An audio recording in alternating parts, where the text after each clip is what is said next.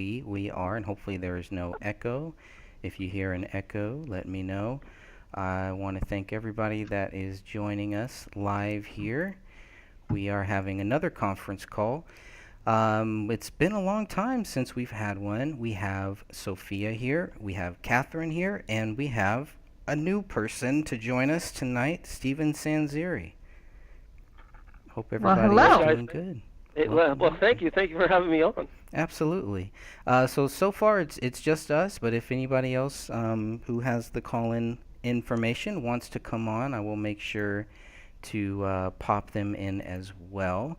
I'm gonna give a little visual over here, maybe play something or just kind of have something going on in the background. But I believe I'm going to pull up the chat. I hope everybody in the chat is doing good. Hope you all can hear us. Thank you all for hanging in there while we are, or were, a few minutes late. Catherine, can you hear me okay on your side? Am I speaking at a normal level as a Yes, human yes, being? it sounds really good. I do not have my ear pressed up against my Good. screen. I'm glad. Well, Yay! we got about 6 or 7 people in the chat. Even though I look on live chat and it says that we have one, so we'll I'll go with that. No problem. That's how YouTube works, so we're not going to worry about any of that. Oh, and all of a sudden it switched to 8. Excellent. So welcome everybody. I'll try to keep the chat open so I can follow along. Let us know if you hear any issues, any audio issues. We are going to start with my new friend, and I feel like talking to Steven Sanziri. It feels like when we just started chatting, it's just like we had always been friends, and that's really cool that happens. That doesn't always happen here. But what I got for you, Steven, I got a list of questions here. Just some questions that I would like to cover. But I think what a lot of people would probably want to know from you is who are you? Can you kind of give us a little uh, information about your background, what you've done in the past, and then we're going to jump into your views on this case. Oh, no, that'd be great. Thank you. Briefly, born and raised in San Francisco and down the peninsula. Um, College San Mateo, San Jose State. I became a police officer in 1982 for Burlingame, and that's in California. And then I also opened the Gold's Gym at that time, so I kind of left police work after a few years, and I got back in as a reserve per diem, and I started working bigger cases with the police department in Foster City, and I left there and moved up to the mountains and became a bail agent and a PI and bounty hunter, and I ended up getting involved in the Yosemite Sightseer murder case, which I wrote a book about called Ultimate Prey. And so that's pretty much where I am here. And I'm 61 years old now, but still have a lot of investigation in me, and I've seen a lot of cases from the Yosemite case, the Chandra Levy, Scott Peterson case. I had a little bit of that with some evidence that I found. So that's kind of my background, guys. So any questions regarding this case? That's great. Um, you have looked at some of the documents. Have you been able to go through the crime scene photos, the doc? I know there's a ton of stuff there, but how much of the Hmm. stuff in the few days that I sent it over to you, how much have you been able to actually get through? Well, the last document you sent me was basically all the forensic evidence and where it was going and how it was diagnosed, the DNA off the blood, matching up to the crime scene. So I really took a look at that with all the photographs, and there's a lot of loose ends I see, from casing counts to trajectory of a bullet in the ceiling, and 2 bullets to the head and one behind the daughter's ear. There was more rounds shot. The crime scene was messy. What David was doing with Gray State, and I went through his Facebook earlier tonight, and I could see, I mean, this guy, there was stress in him and such, but with what he had going on, this didn't happen. And one of the biggest thing is when he was murdered, the condition of his face and skull, and his arms being stretched out like a crucifix. And what was? Go ahead. Someone else. Oh, I was just going to say that, that's exactly one of the first things that struck me as well. And I had shown that photo to a retired police officer that I knew. here in the U.S. and then also to a police department in another country. And the very first thing all of these officers said, without exception, is this isn't right. No, it isn't. And I looked up some very gross and sad pictures of people that have gotten shot in the head with a .40 caliber. And when I looked at these photos, the first thing I thought was this was a shotgun. You know, there's David and Kamel, their faces were totally gone. And you know, I see shots from these .40 caliber, online, and I don't see them being that bad. And there's some things we'll get in with the dogs, and I've researched and such. But and that's why there's 2 shots in maybe each of them. But David would have fell forward, and the shot came from the back of his head to blow his face out. Didn't come under his chin. Didn't had to exit through his face, through the front. And if it does that, he's shot from behind the head. And usually, they don't put a pistol behind your head to commit suicide. And then he would have fell forward. So there you go.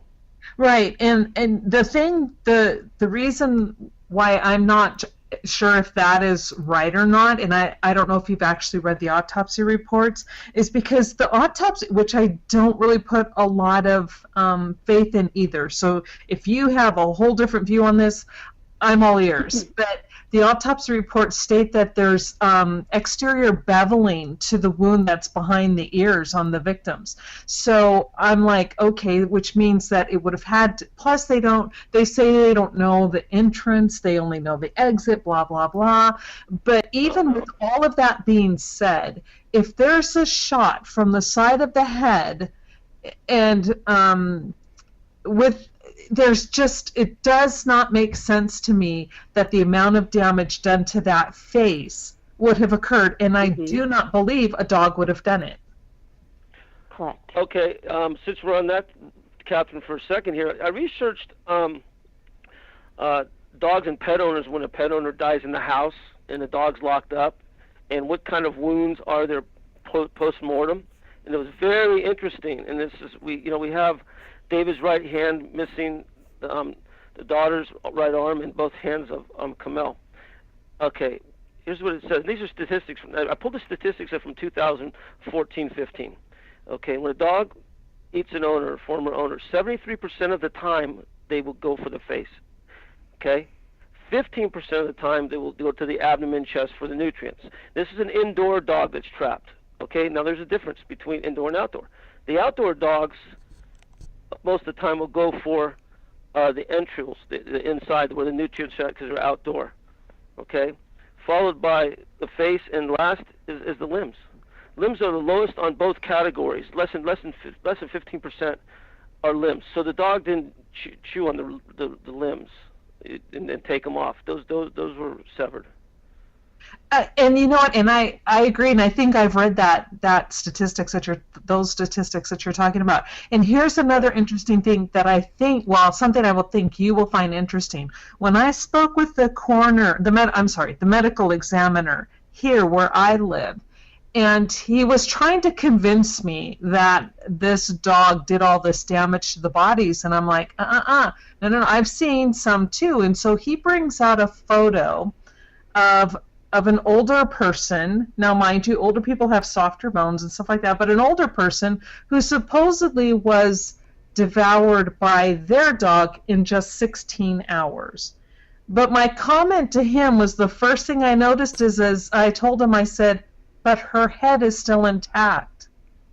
Mm-hmm. So you're trying to tell me that this little dog ate 2 heads and left a smaller head that's more pliable alone, but yet ate that arm. I said, what you're trying to tell me doesn't add up to what I see in the scene.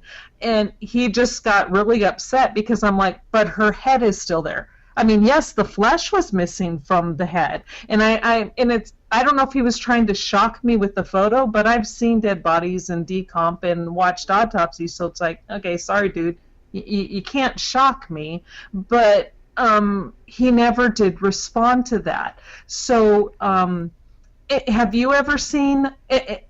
Have you seen a dog that is actually consumed? I have. That's one thing I have to say. personally I have not seen in person was scavenging by an animal. Have you seen anything like that? No, not with a dog. I've seen it with maggots in a bathtub of a guy who just couldn't get out and was actually being eaten alive. But it was also interesting because the maggots went for the face and for the entrails. But on if the I believe there's a good chance the dog ate the face and the parts there. And the reason is that in the statistics, it's very high on an indoor dog. Okay, 73% of indoor owners bites or postmortem cannibalism, or whatever, for meals for a dog is 73% indoor will go for the face first. So if that was opened up by a bullet wound, the dog would then make it bigger, wider. You know what I'm saying? It would clean it out, and then what would happen is it goes for the entrails. With his daughter's stomach, I looked at it, and it looks like the dog might have started there, and I'm not, but there's looks like almost some like knife wounds almost there, you know. So I can't quite make that out. Yeah, what you're seeing. I'm sorry. I don't want to presume. I'm sorry. Please feel free to put me in my place and tell me to be quiet. Oh, no, you're fine. Oh, go ahead. But what you see on Ranya's abdomen is the marbling and some of the skin coming away in the slippage. But you are correct. Her abdomen was fully exposed, and yet that puppy or that little dog wasn't a puppy, but the dog never touched her abdomen, and yet she was also shot in the head, but her face was not eaten, and yet somehow Kamel, who was face down on the ground, had her entire face and larynx missing. So how did that happen? And this is what I tried to put forth. I mean, where her head was positioned fairly close to the couch, well, you can't because the head doesn't move. I mean, something had to have been missing to have her place as close as she was anyway. But what do you have to say about that? Oh, well, it's a 50-50 answer, but she was shot behind the ear, so that would take the trajectory out of the skull to the opposite side. If she was laying on that side, you wouldn't see her face blown off. You'd see her side of her face. She was shot behind the ear. Kamel and David were shot in the back of the head. Okay? And if you look at bullet 57 that went into the attic through the ceiling, if you look at that trajectory in an automatic, semi-automatic weapon where it discharges the spent cartridge to the right and how far it goes, and I'm seeing it in a crime scene, and I know that's not accurate by, it's probably by feet really, but, still the trajectory is the same. Bullet 57 may have been a warning shot over his daughter, holding her hostage when maybe then David came in or something like that, and David didn't believe it, and then shot the daughter and maybe shot, you know what I'm saying? Because that trajectory is even off. But she was shot in the back, right behind the ear, sad to say. So it would be a different exit wound than the front, but Okay, so I mean, this is good because according and I'm going to trust you seriously right now over anything I read in these reports, including the autopsy reports, because the autopsy reports are saying that the exit wounds for both David and Kamel are in the left parietal section of the head, and they call them exit wounds. And because they're saying it's external beveling, which means that the damage, the bullet or the projectile is then coming through the inside of the skull to the outside, which would cause the beveling on the exterior of the skull. But you are saying from what you are seeing and what you have read that you believe that they were shot in the back of the head. Is that what you understand, at least so far? Which could change. Until I saw this stat with the indoor dog, 73% for the face or skull when it's opened up. I've thought, like I said, the first thing I thought was a shotgun. I couldn't believe a 40 caliber, and I pulled the pictures up, and I've seen in the old days a couple headshots. They don't blow the whole face out. They really don't. They'll deform and everything else. But I kind of question that just from what I could see, how much was opened up. I mean, all that was attached was the back of his skull to the spine. The whole head was gone, literally. So it tells me that after I was reading the stats on canines, I believe the canine 73% could have went in there and really did a number and cleaned it out. Yes. That's what I think. I'm sorry. I'm sorry. I have a bad habit of interrupting. I'm sorry. Oh, no, it's okay. No, you're fine. No, because here's the narrative goes though is that the faces were not blown out by the bullet per se. They're trying to say, of course, that they was shot with the 40 cal, but that the dog ate the faces and the skull, and that the damage seen was done by the dog and not the bullets.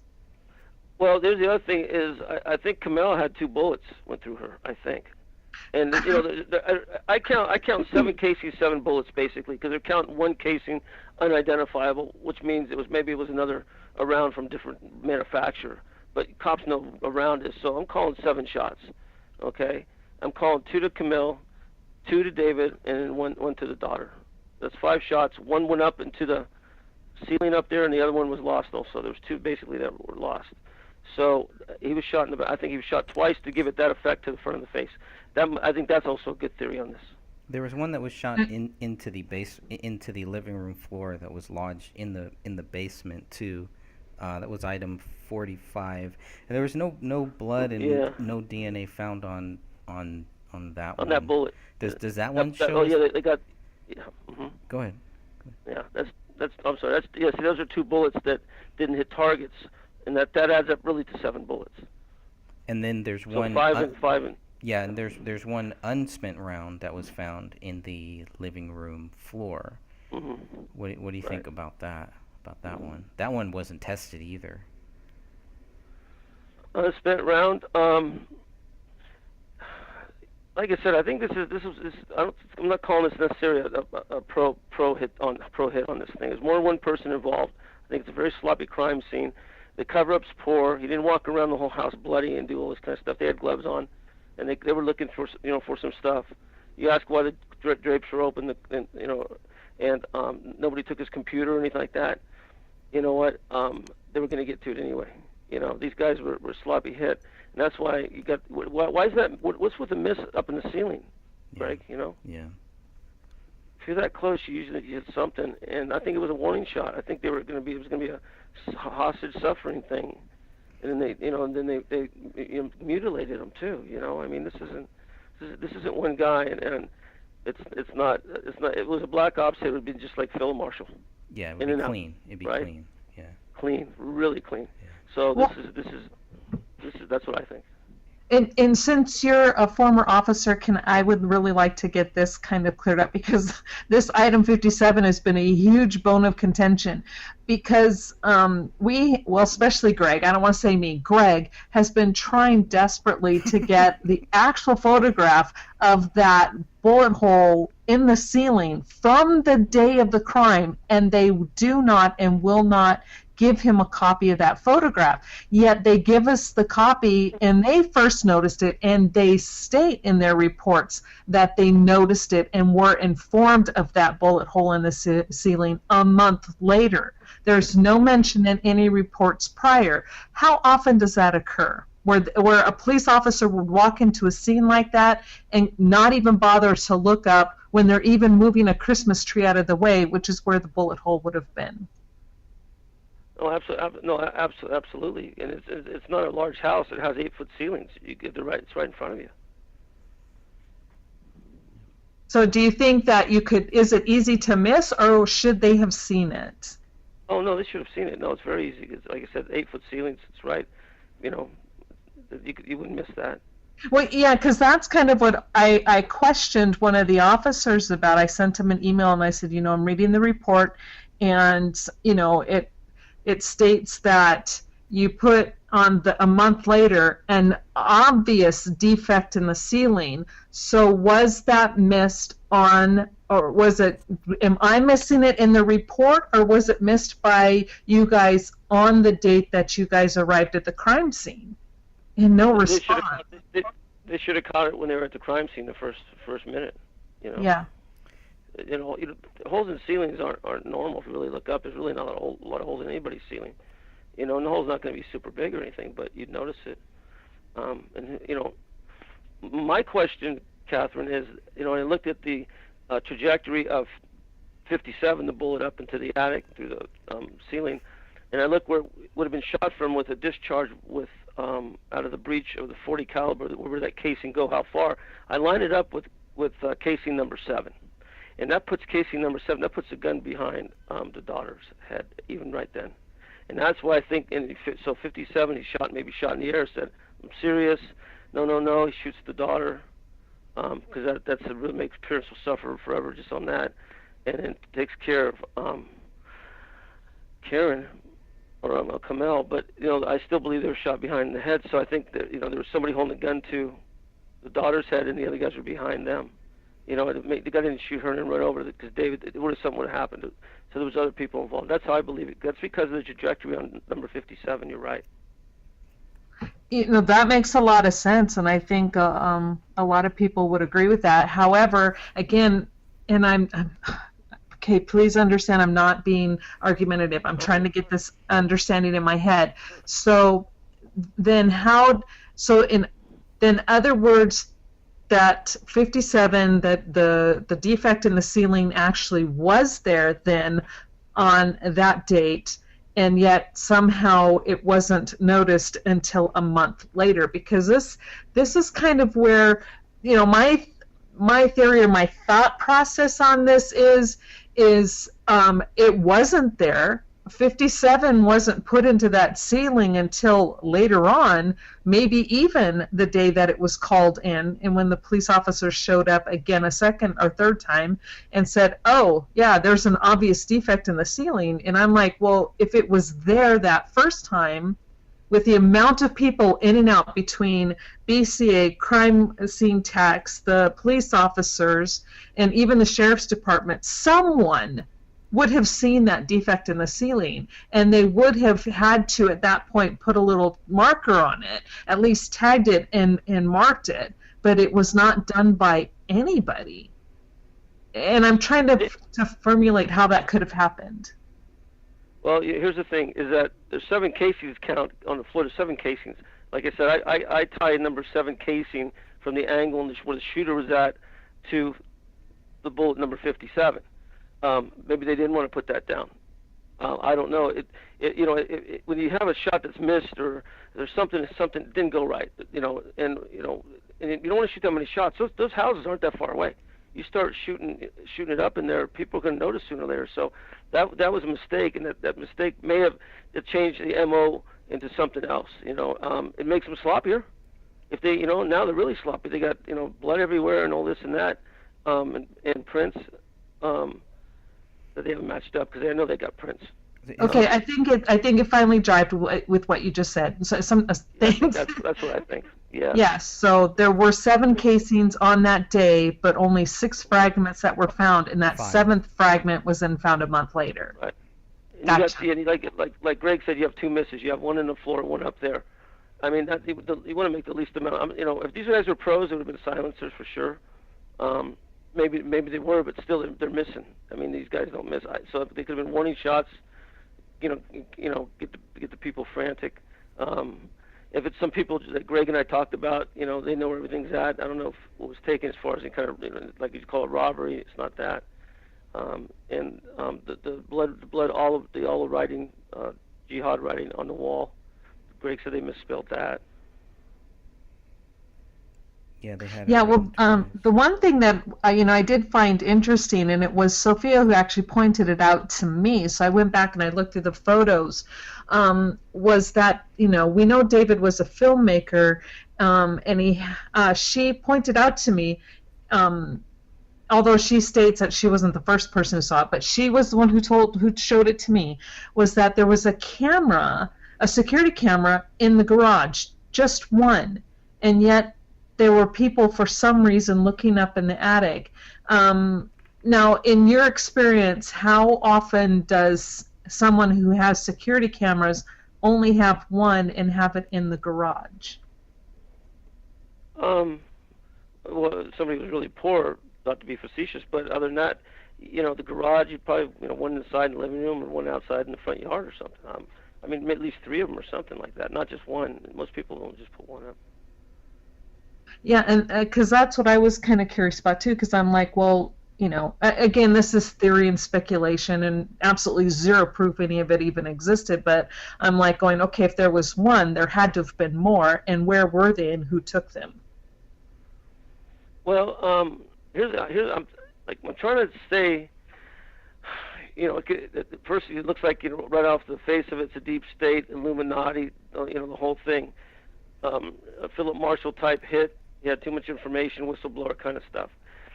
Well, if they get caught, but it has to be something that looks, it makes there's no way this man was that crazy. The PTSD, whatever, the stuff that happened, the position he was laid out in, this thing, he didn't kill his wife and murder his daughter and shoot himself. That didn't happen. No, there's no way. Absolutely, I'm 100% sure of that. Yeah, and I agree with that too. And from the medical background, I was an EMT for over 10 years, first responder, I should say, EMT, IV certified EMT.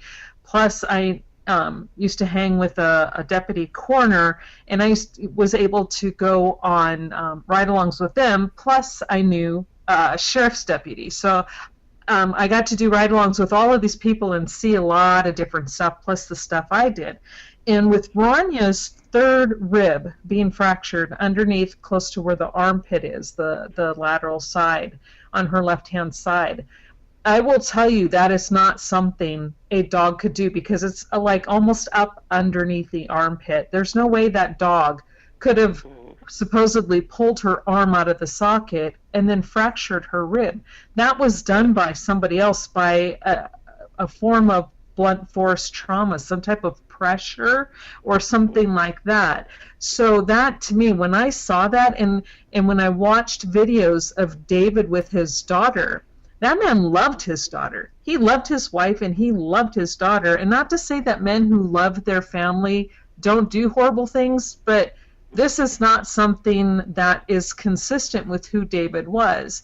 And when I watched an interview that Eric Sayward had done, he just happened to pop up at some park where David and Camille and Rania were, and then there was this guy behind the camera asking David, hey, where's your daughter? Can we go talk to your daughter? Well, David then positions his body between this man and his family, and he's like, they don't feel comfortable right now. They're really scared.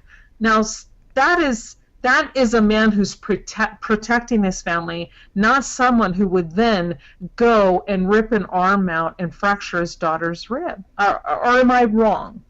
Does that happen? No, I don't think so. I even think maybe that Camille was posed. When you fall, she put this, the way her legs were spread, way open, way wide. Mm-hmm. You don't stand like that. You're gonna fall to a point with in or out, very not too much variables of where you were standing. You know what I'm saying? And so her legs all spread. That was done and the baby was laid there like that. There's something with that, and that's what I was the first thing I thought. This little girl, and that way the mother was posed. Your legs don't spread. If you were shot in the back of the head, it's so immediate you just drop. Right. Your legs don't spread. The floor wasn't that. She didn't slip out that wide. She was in good shape, Yeah, she was on a rug. Yeah, exactly. And also with the covering of the blanket, David's partially on his foot. Maybe he had the blanket with him on his chest or something, and when he fell, that's what happened. It would have fought anyway. But I think is that they're maybe thinking of covering something up. I don't know, with the blanket under part of his leg. And the dog could have done that, Well, here's the thing, though, is the blanket was under Camille and over David. Her sweater was also partially covering his leg. And so it's like, okay, it is so, to me, and again, I know I could be wrong, but the way I read this scene, it's like, it's so staged. And Camille's left hand was under her body, and she's missing her left hand. Mm-hmm. And both hands. Yeah, right. Yes. Well, the right hand was exposed, so they're trying to say the dog did that. But the left hand is absolutely underneath her body. So how could the dog eat a hand that is completely under her body? It had to have been removed. Yeah. No, absolutely. The other thing is I researched how long dogs will wait before they will, eat their owner or have a meal, and depending on the dog's size, it's anywhere from 5 to 8 days. That if they don't get fed, but it depends on their size, weight, shape, their age, and water. Water is a big thing. They'll finish their water up before they do that a lot of times, but it's 5 to 8 days they will do that. Start that. That is good to know. That is good to know. Yeah. And Can I here's cut in? something. Go ahead. There was 2 points I wanted to make in regards to Camille. The 3 spent bullets that were found on the carpet that day all had her DNA. Her blood. 3 hollow points. So it was 3. Yeah, That- she got shot 3 times. Okay, there's a lot of bullets. Yeah. That's And a lot. then, would a dog do that much scavenging if there is bags of food on the floor in the kitchen for him? No, I don't think so. I've never seen a scene like that, but no. And there was plenty of dog food. You're saying? Yes, there was one large bag and then half of a large bag, and neither of them had been scratched up, chewed up, or anything like that. Okay, then So that's good. You told us about the 3 bullets because I was guessing too that into Camille. Now, if there's 3, that'll explain why the front of the face was out, and that the dog would, if he had food, no, the dog wouldn't have then feasted on any kind of thing from the face or what have you. And then that makes sense with the 3 bullets because it would do that kind of damage. I just remind everybody Yeah. of that, only because, I couldn't say it earlier. You guys are having such a great discussion, but also Derek in the chat had brought that up too. And Yeah. Sorry, can you say that again? Derek in the chat, the live chat that's going on YouTube, had brought it up also. Oh, okay. About the Okay. 3 bullets. Sure. Yeah. I just saw too much damage to the face. Like I said, the first thing I was thinking it had to be a shotgun. I've seen those.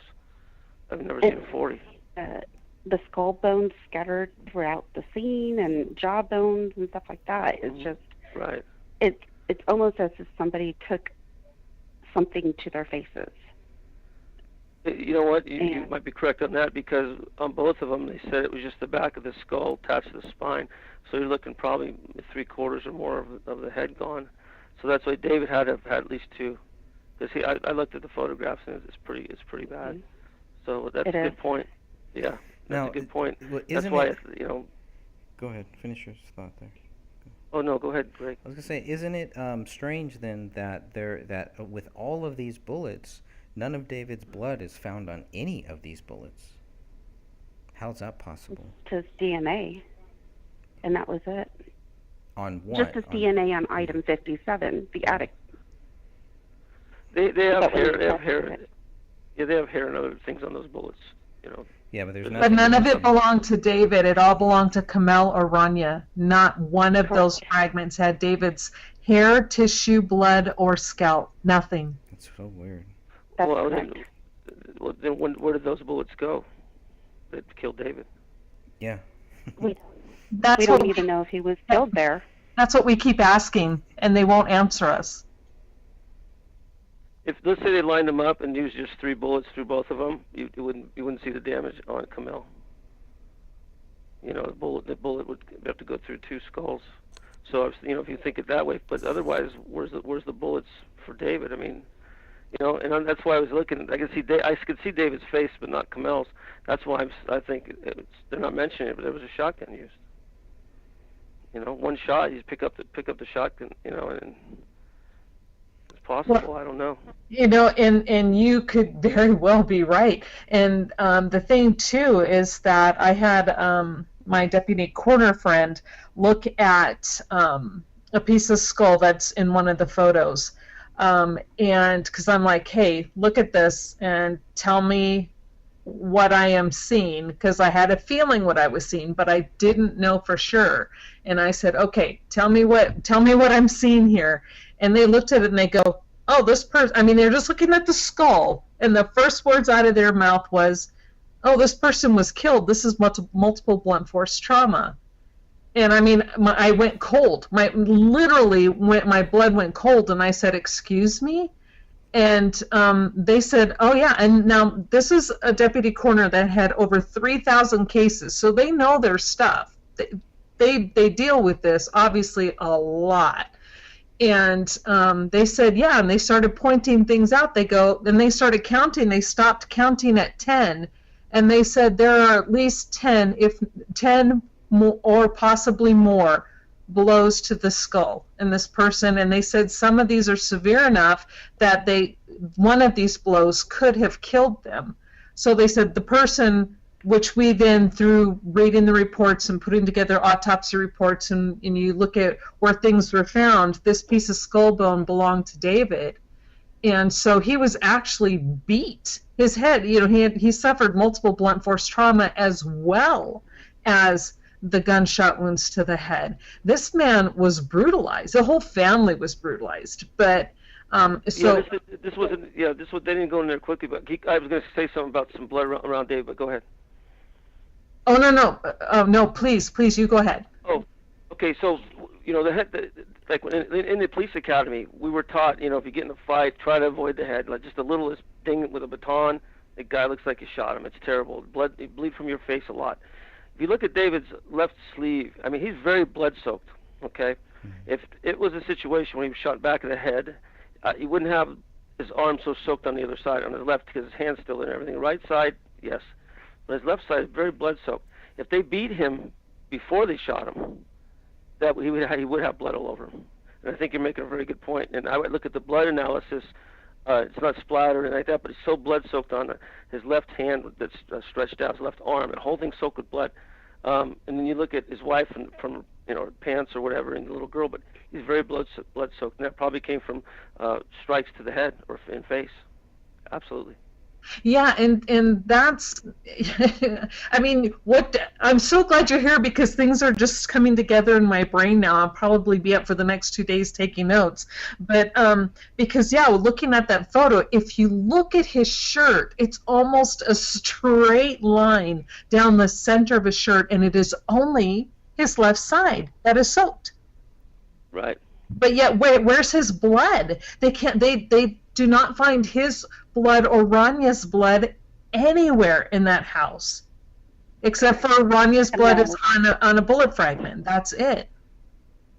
Right. What you're saying is he was just beat, not shot. That's what you're thinking.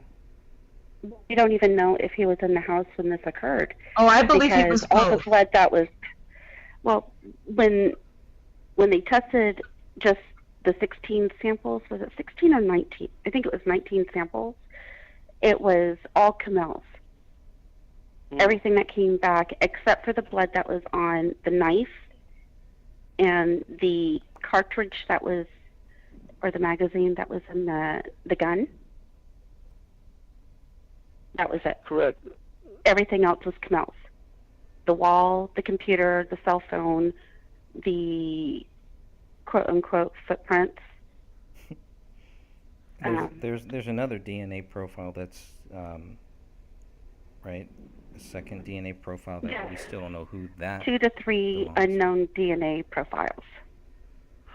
Right. So Greg, what are you thinking? 3 people involved in this? Yeah. We're answering for you now, Greg. How dare you turn it back on me? Yeah, definitely. I think multiple shooters from multiple places. Somebody standing by the front door, somebody else by the back door, and somebody that knew this family, somebody that knew the house, and somebody that knew this dog. Mm-hmm. Was there any kind of report on how come the neighbors didn't hear any gunshots or anything? They did hear something. We have two neighbors. One neighbor mentions rapid fire gunshots. He was asked to kind of narrow down the time or the date, and he came up with he was able to narrow it down to December 10th. Now the problem with that is that all 3 people were still active, and even at least David was seen after that date. Kamel was still texting people, so there was still activity. Right. So I don't know about that timeline. Then there was another neighbor who said that possibly he heard something that sounded like gunshots closer to Christmas, sometime between Christmas Eve and New Year's Eve. But that's it, and there's a lot of neighbors in that area, and they are close. But I have to be honest, I don't know if somebody was shot a couple doors down or even next door. I don't know if I would recognize that as a gunshot either. I think you'd have to really know, and it sounds like these neighbors definitely.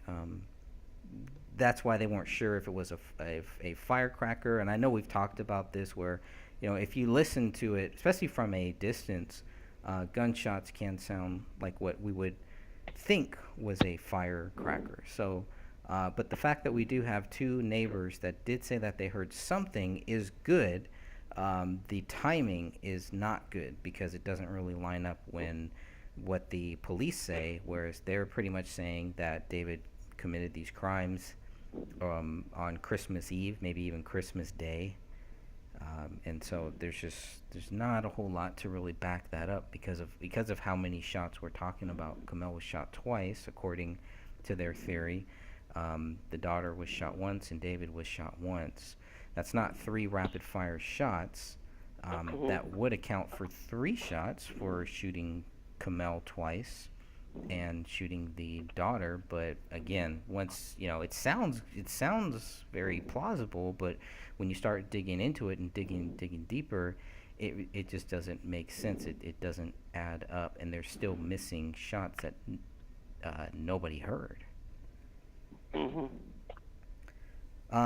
Did you see David's left hand? Have you seen that, Stephen? Oh, his left hand. Yeah, it's just post-mortem lividity and Doesn't that look weird to you, the way that the thumb, I mean, have you ever seen anything or heard anything about that? The thumb, how it's pressed up against his other finger? To me, that was very odd. Why didn't the dog go after that? He goes after all of this other stuff. The dog eating, what the dog ate to me seems very selective, and there's no real rhyme or reason that I can come up with. Well, if he's going to eat one of David's hands, why not eat both of them? If he's going to eat all of David's head, and there's a hand right there, the hand is pretty much like right there. Why not go after that? Anyways, any thoughts on that? Well, like I said, I got it. It was an unusual query, but I looked up the percentages, and then 73% do the skull first. I mean, it's not like there's a bunch of these kind of cases, so. You'll be pretty solid with those figures probably through SPCA or what have you. That this, Right. This is what's happened. It's happened for years probably. So, it's like I said, outside the entrails and stomach, chest area, for an outside dog more. For some reason, I had those stats so I go back. But like I said, the lowest octane meal a dog would have would be the limbs. That's the lowest on both categories. And I really have to say that what you're saying in the research is pretty close to what I saw that the medical examiner showed me, because what was mostly missing were of course, all of the flesh, but were like the ribs. But again, this is an older person, very old, so ribs, arms and stuff, but the skull bone, the vertebral column, all of that was still there, and even some of the ribs. But the hands were gone, and so that was. It fits with what the statistics are saying. Right. Well, did that person die of a gunshot wound to the head? Did it open that cavity up there? No. That's the difference too. Well, No. yeah, but see, the dog won't do the brains. And such, unless there's an open wound or something started almost up there. That's kind of how this came around with the suicides into the head. But as far as the limbs go, if they don't do that, they go to the entrails usually before the limbs. But they could do limbs, sure. And the older person's softer. Dogs know things like that, I'm sure. Yeah. But it's a lower percentage of it, but it absolutely can happen. But it didn't happen in this case.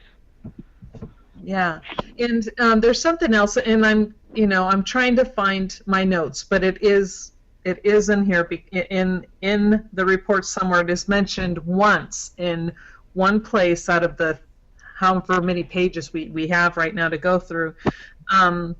That, and I believe, and I could be wrong, so okay, I'm going to leave the name out, but one of the people, it was either the officer or someone from BCA, goes in and they're checking for rigor on the bodies. Now, mind you, they only check David, and they still found some quote-unquote stiffness to David's arm, but everything else had lost the rigor stage. Now, and then they stated that they write in their notes, they did not check Kamel or Rania.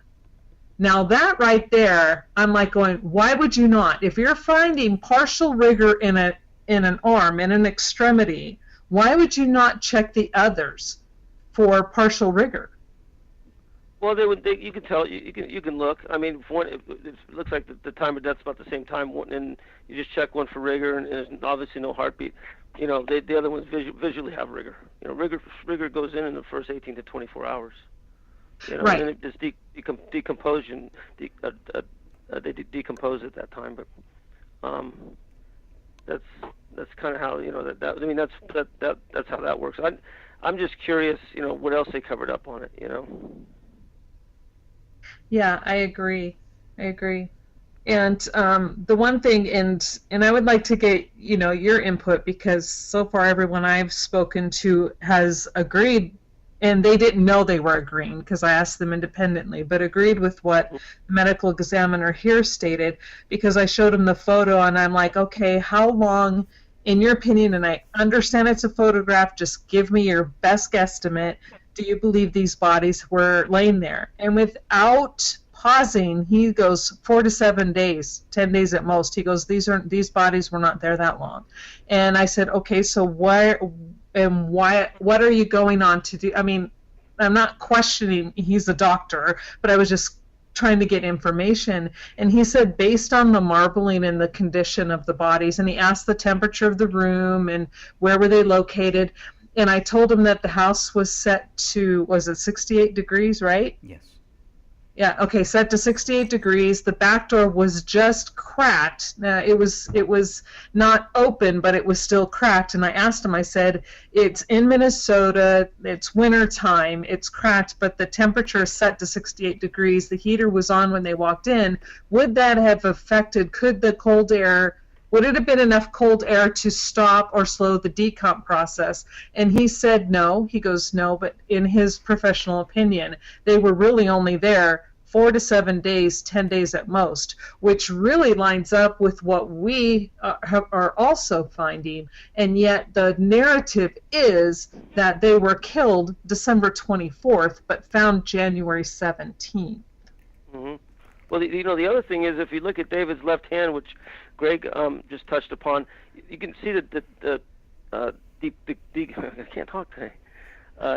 Decomposition. It's mummified. Thank you.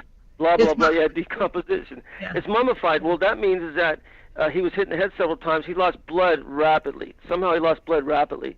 And what happens there's less blood in the body, even though Camille was shot in the head and the daughter was shot behind the ear, is that you will bleed out slower, let's say, than if you cut a main vein or a carotid vein. So he was probably bleeding out. That's why I think the hand looks like mummified compared to anybody else. You know. Interesting. And I think that's that goes along with continuous bleeding out in a certain way. Thank you for explaining that. We have been trying to figure that out. Mm-hmm. Yeah, because he's mummified more than anybody. Yeah. He was not killed in that house. I swear it. Oh my goodness. Where is his DNA? Where is his blood? That's. I'm gonna look back. You know, we're done tonight. I'm gonna read back. I might have missed something on that. You know, and I'm saying that we all assume that makes me and you, but I'm gonna look back, and that's interesting. He was brought in there after the fact, or brought him in there when they were holding him hostage or something. You're saying possibly. I mean, it's my opinion only because his DNA is just not found in the things that they tested. Now, there are, I believe, either 22 or 23 tests or samples that were not tested. I thought like some of the blood in the other rooms and such on notepads were his blood. Mm-mm. Okay, I'll double check that. Yeah, they were able Well, to match his fingerprint to the blood that was found in the notepad, and his blood was actually found on the magazine of the gun too. Right. But I think that's the only place where, which is also weird. How does it get there? Was he wounded? And I think that's the biggest thing. It's like, well, item 57 also kind of, item 57, the unspent bullet, all of that just looks like somebody or multiple people came into this house, broke their way, maybe, I don't know about broke their way in, but they were able to get in and just do a lot of damage. Yeah, that is the whole thing. If they weren't killed there, obviously that goes off into a whole another issue. Okay, where were they killed? Was this a hostage thing? So it just leads into so many different questions that it's I don't know, it's really frustrating, but that's why it's good to have these type of talks. So it's good to bounce ideas off of people, and I always learn something from these conference calls, always.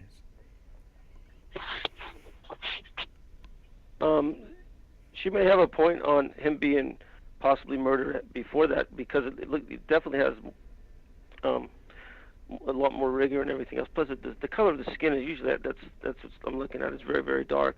But if he was, let's say he was murdered 3 days before that or something, I'm sure somebody would know. His wife would have called somebody. Was he murdered in the backyard and brought in? I don't know. The question is, did I find a DNA or any kind of blood on those bullets of his? And I got to double check. I thought we had a match on that, but I know Greg spoke about the notebook and stuff. I know they have a match, but there's so many places in the house that have blood. Right. All over the place. The dishwasher, the computer. Why on the computer all of a sudden? Were they trying to get a file from him? I was going to let you know that they took 47 samples, and I'm trying to find where we posted this, because I took all the, there we go, let me see her post, because she went ahead and, as soon as my phone decides to work, let's see, there was 47 samples taken from the crime scene. 16 were tested, 21 were not tested. Now, there were some handwriting samples that were taken from the crime scene. So those were the ones that were not tested. I think there was like 10 samples taken. Mm-hmm. And so they were not the DNA tests. But out of all that were on that DNA lab results was 47. 16 DNA items were tested, 21 samples were not. And when I had a conversation with the BCA over a year ago, maybe a year and a half, they still had those samples. Hmm. But I just Well, found it odd that they would. Sure, go ahead. I'd like to go back, just go around a little bit on you guys' opinion as what you've seen or know, how you read about. Would you agree this was a sloppy execution? Yes. Okay. Absolutely. There's three. Oh, Kathleen. Thank you. There's three things there picked off his Facebook, and this tells me he knew that somebody was on him. And on Facebook, off of the indentation on the impressions on what was typed or written. So these are from the indented impressions after you write a piece of paper behind it, then they forensic it, and these are what. And it was scrambled a little bit, but this is verbatim. Undercover, great danger. Undercover, great danger. So he wrote this on a piece of paper, and they got the impression. Okay, so he knows something's going on. He's not saying undercover great danger like he's undercover. I'm gonna great danger myself. He knows something's going on. Number two, the other impression that was picked up, it says going to full auto. So he's looking at defending himself for some reason. Not going to full auto and shoot my family tomorrow. Just going to full auto. And the third impression picked up civil matters. That means he knew that civil matters, like it'd be talking CIA company, deep state stuff, civil matters. He's not talking about a lawsuit or anything. So these three things caught my eye earlier tonight, and so he knew he was in great danger. He wrote that down on a piece of paper to himself. So he knew something was he had eyes on him. Something was going to happen, and he knew it. Oh, that makes so much sense with the stuff that Sophie and I found when we were going through the phone records and the text messaging and comparing those with what some of the guys from the gray state and his supposed friends were saying. They were saying that they had contact and they sent these texts and they called, and there is zero proof of any of that. There's no proof whatsoever that any of those calls took place. And in fact, text messages and phone calls coming into his phone were then routed through to a whole different number. So there's a lot of really weird stuff, and oh, there you go. Yeah. My biggest question. Can I add real quick? I just wanted to say that it didn't appear that David was doing the routing of the phone calls. And that's what I'd like to ask your opinion on is, what does that mean? Was somebody cloning their phone? It's wiretap, sure. It's supposed to have a warrant for that. The wiretapping is totally illegal. You have to let somebody know, like when you make a phone call, it's being recorded. But the wiretap itself, the dark state and FBI or anybody could go ahead and do that, and normally you have to have a warrant to get that. You can only listen in for so long and such, but. There's nothing legal. They're not going to do anything legal and go by the law when they do something like this anyway. But sure, they were listening to phone calls, things like that. Yes, because I want to just clarify. Yes, because this was going on for 2-3 weeks, maybe even longer. So that routing through another phone number can mean a wiretapping. Is that what you're saying? It just they go through anytime that it's wiretapping, and sophisticated wiretapping. It's not a big deal. They can do it with your cell phones and everything. Thank you. Thank you for explaining. It's been around a long time. But my question is, when I sum it all up, is how sloppy this was, and what's made it look. It was the cabal or the Saudis or the jihad, whatever it is, trying to make it look like that, and it's not playing for me on that. And the missed rounds at ceiling and the floor, his body possibly moved from another place. Why pick these guys and not just do it more professionally? That's what I'm kind of stumped at, What if a couple of the people that he was friends with, quote unquote, had been prior military? Well, without naming names, I think training to do that. Sure, and without naming names, I think that there's at least 2 of them involved with this, and maybe then a pro. This wasn't 3 secret agent guys going there to do this for a living. It was too sloppy. Number one, and number two is somebody who knows it's easy to get inside.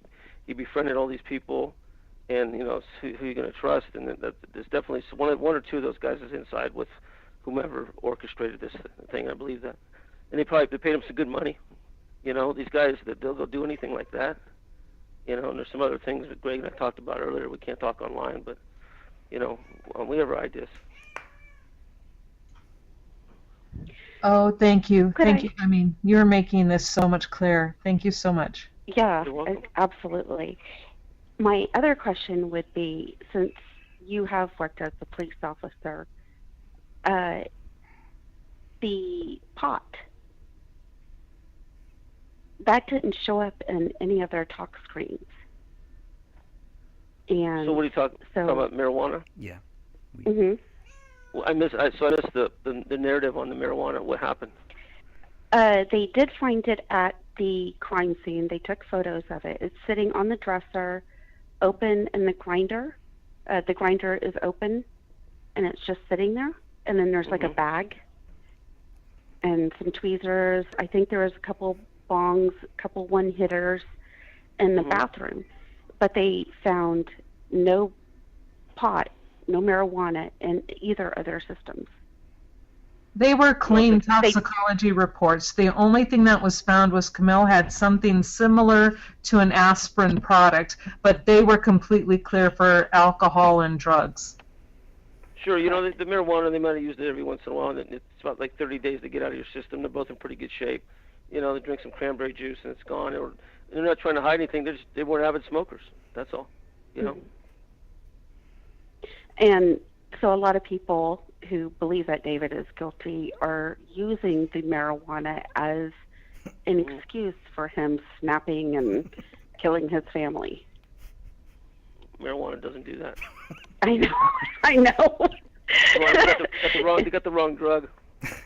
You've never seen that movie Reefer Madness? I mean, according to that movie, that's exactly what happens. That's so far left. You know that? Oh my God. I know. It's funny. I can't even watch it. It's so stupid. I watch Half Baked 10 times before I watch that one. No, that movie's terrible. Yeah, it is. It really is. It's funny. But, it's funny to watch it every now and then because of how bad it is. Sometimes I don't know, Greg. sometimes I don't movies know. are so I don't bad. have patience for that. Yeah. Well, you gotta have I feel sad for God. you gotta have a couple drinks to watch that one, I'm sure. But absolutely. we had a couple people have asked me, and I don't know, Stephen. I know we've talked about this photo. Have you seen the photo of the dog, of the family dog taken a couple days later, next to No, I David's haven't. brother? I have not seen it. Okay, I've had a few people. They want me to make sure that I get you that photo, so I want to make sure that I get you that photo. They just want to hear. Sure. They want to hear your thoughts on that.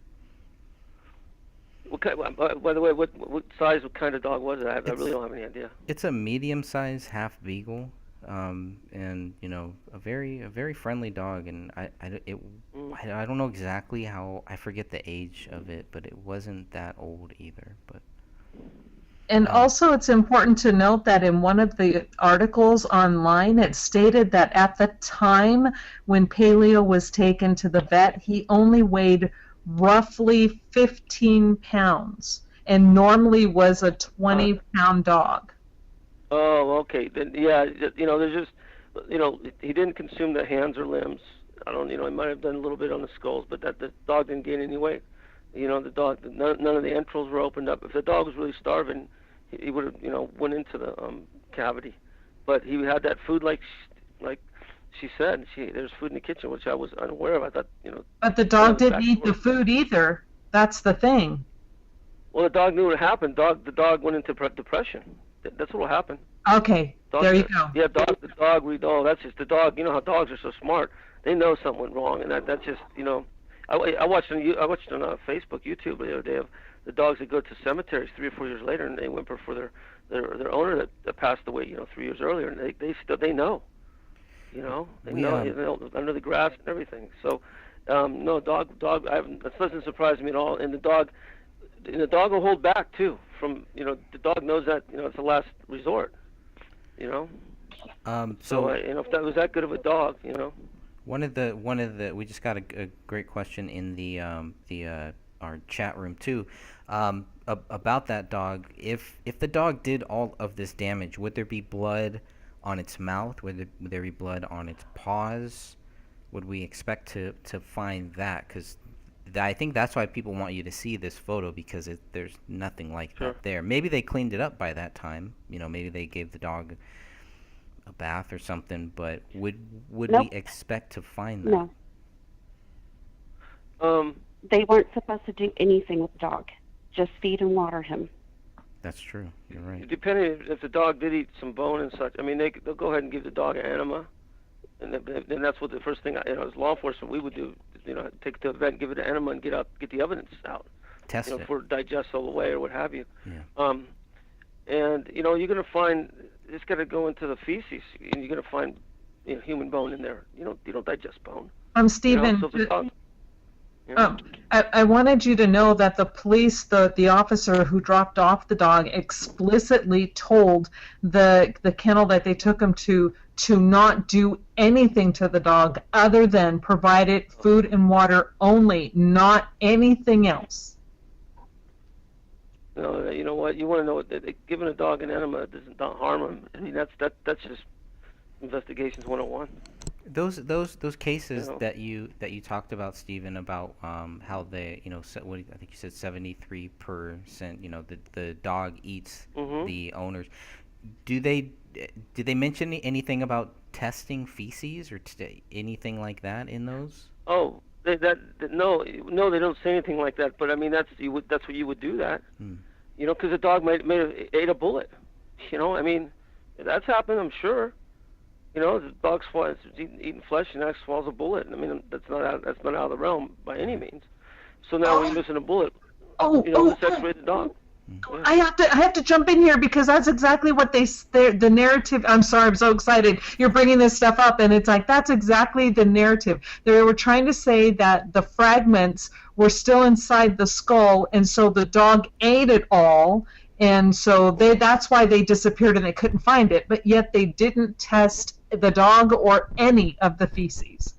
They just said and now the door was cracked, but the dog couldn't get out. Is that correct? Correct. It was 1/4 inch open. Yeah.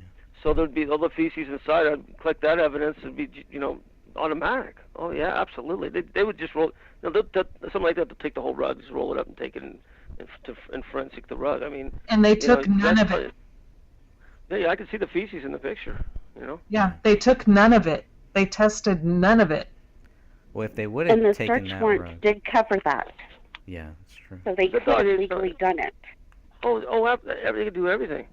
You know.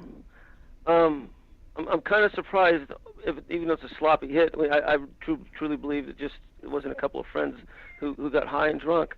Is that where the computers and all that kind of stuff didn't, you know, they would have went in there and cleaned it up earlier. I don't know. You know, maybe it's better to leave them to go ahead and decompose. You know, I don't know about that. That's why I question a couple of things like that. They usually go in there with the crime scene and pull the computers out if something involved that's, you know, the government wants. Right, Greg? No, I would think so.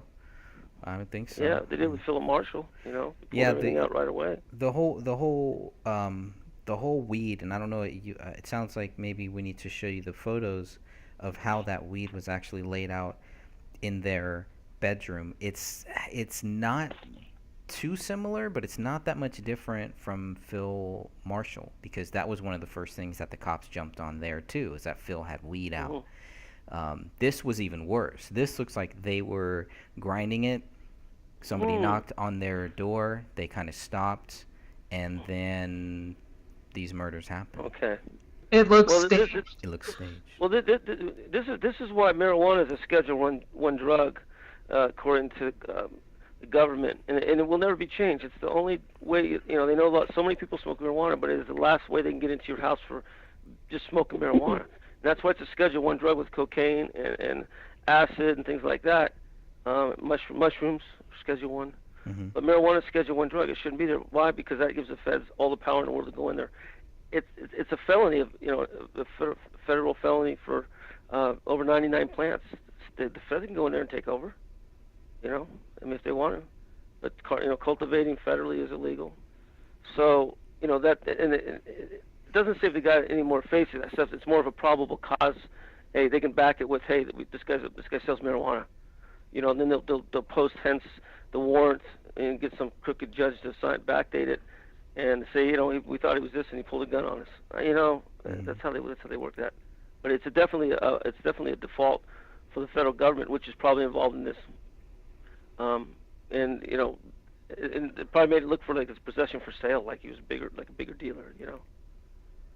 Yeah, Yeah, speaking of Stephen, that, can you see the photos Greg's running right now? No, you know what? I'm just on other okay. computer, so I don't have it all up.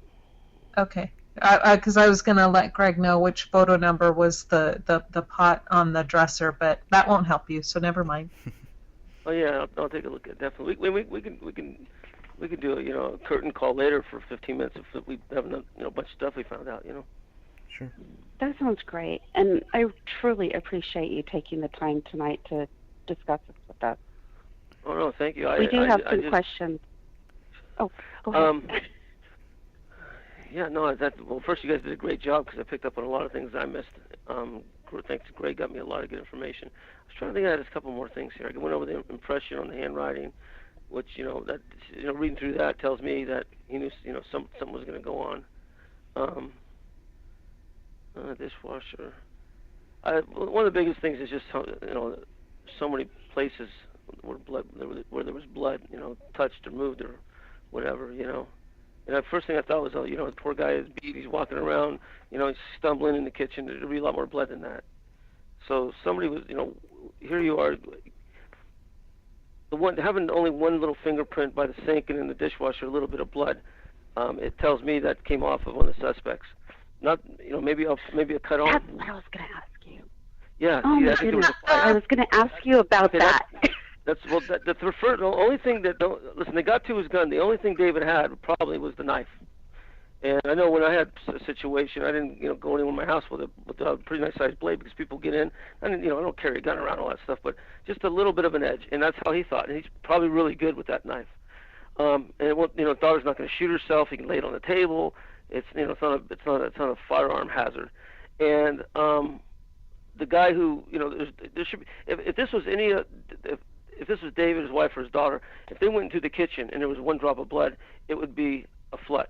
I mean, just the way they were wounded, shot, hurt, whatever. David, basically done the fight, cut the guy. The guy went in there. There's very little drops of blood, like maybe he sliced his hand a little bit, washed it down the sink. You are saying exactly what the deputy I spoke with said, and also the deputy coroner, the sheriff's deputy, and then the deputy coroner said exactly the same thing. They said that blood in the kitchen was more than likely belonged to the perpetrator or perpetrators, and it should have been tested. And they asked me, that was the first thing they said, was that tested? And I said no, and they said that was a huge mistake. No, that's one of the things that caught my eye. It was just there should be no blood or a lot of blood. Okay, and then we got a couple of drops. I mean, you go in and the guy was going to wash his wound out. If it's only a few drops and he left them, I'm sure he didn't. They didn't have to clean up anything. So even if he had a rubber glove on, which makes sense because it's going to hold some blood back. So they had latex gloves on. Sure of that. All right, because I'm sure they're. Yep. So you still cut the that would latex make glove. sense. Yeah. So. David probably got a punch in, and got cut the guy a little bit, and they maybe shot him from there or hit him in the head with what object did they hit him in the head with? I mean, you could do a number with a gun, the butt of a pistol. You could cave a guy's head in if you had to. I don't necessarily see that, but there's not enough blood everywhere else to be David or anybody else who was killed. Right. Because wasn't it the computer that looked like it had like a smudge, but it was like a latex? Yeah, that's and that was in the kitchen, right? Yes. Well, it was on the island. It was on the island, right? So it's by the sink, but in the kitchen. So that guy touched this dripped a little bit. He was going probably across toward the sink, and his hand grazed over the computer, and a little drop or something. But that tells me definitely you guys are right on that. It's the suspect's blood. And and there was a knife. There's blood on the knife. So, they probably used it against David, maybe also. But the blood in the kitchen is if they tested that, it wouldn't be David's. Yeah, the knife is the only thing in that crime scene. Not the gun, not the magazine, not any of the spent cartridges, or not even the bullet fragments. But the knife is the only item that had blood detected from David, Kamel, and Rania, and the police didn't even believe that was important enough to even make part of the investigation. It was found open with the blade pointing down, the tip of the blade pointing down toward David's feet, and here it was open on the floor next to David, and it was the only thing that had all three of their blood on it, and yet it was never part of the investigation. Yeah, no, they stabbed those people too, I'm sure. Or they used it. They might have used it to cut part of the hands off. I don't know, but the blood, we could Yep. suffice that the blood around the sink and stuff, is suspects. Yes, which makes sense. Yeah, because if they're, and when you look at that piece of the skull with the skin and the scalp still attached, you see straight lines. And I'm sorry, a dog pulling a scalp off is not going to leave a straight line. It was something was used to make a straight line to remove that from David's head. And since there's a knife on scene, I'm going to just jump in here and make that assumption that the knife was used to then cut the scalp away from David's head. And at that point, whether they're stabbing David or trying to cut off hands, we don't know. That's a pretty good assumption. But we do see straight cuts and straight lines on the scalp. But a lot of people don't understand how slippery blood is and how easy it is if you're trying to cut something and you've got blood all over, how easy it is to slice your own hand. And so that is my take in how then that blood was then transferred by a passive manner. They slice their hand and trying to cut, and so then they're then going to the kitchen to wash their hands off, and then it's dropping.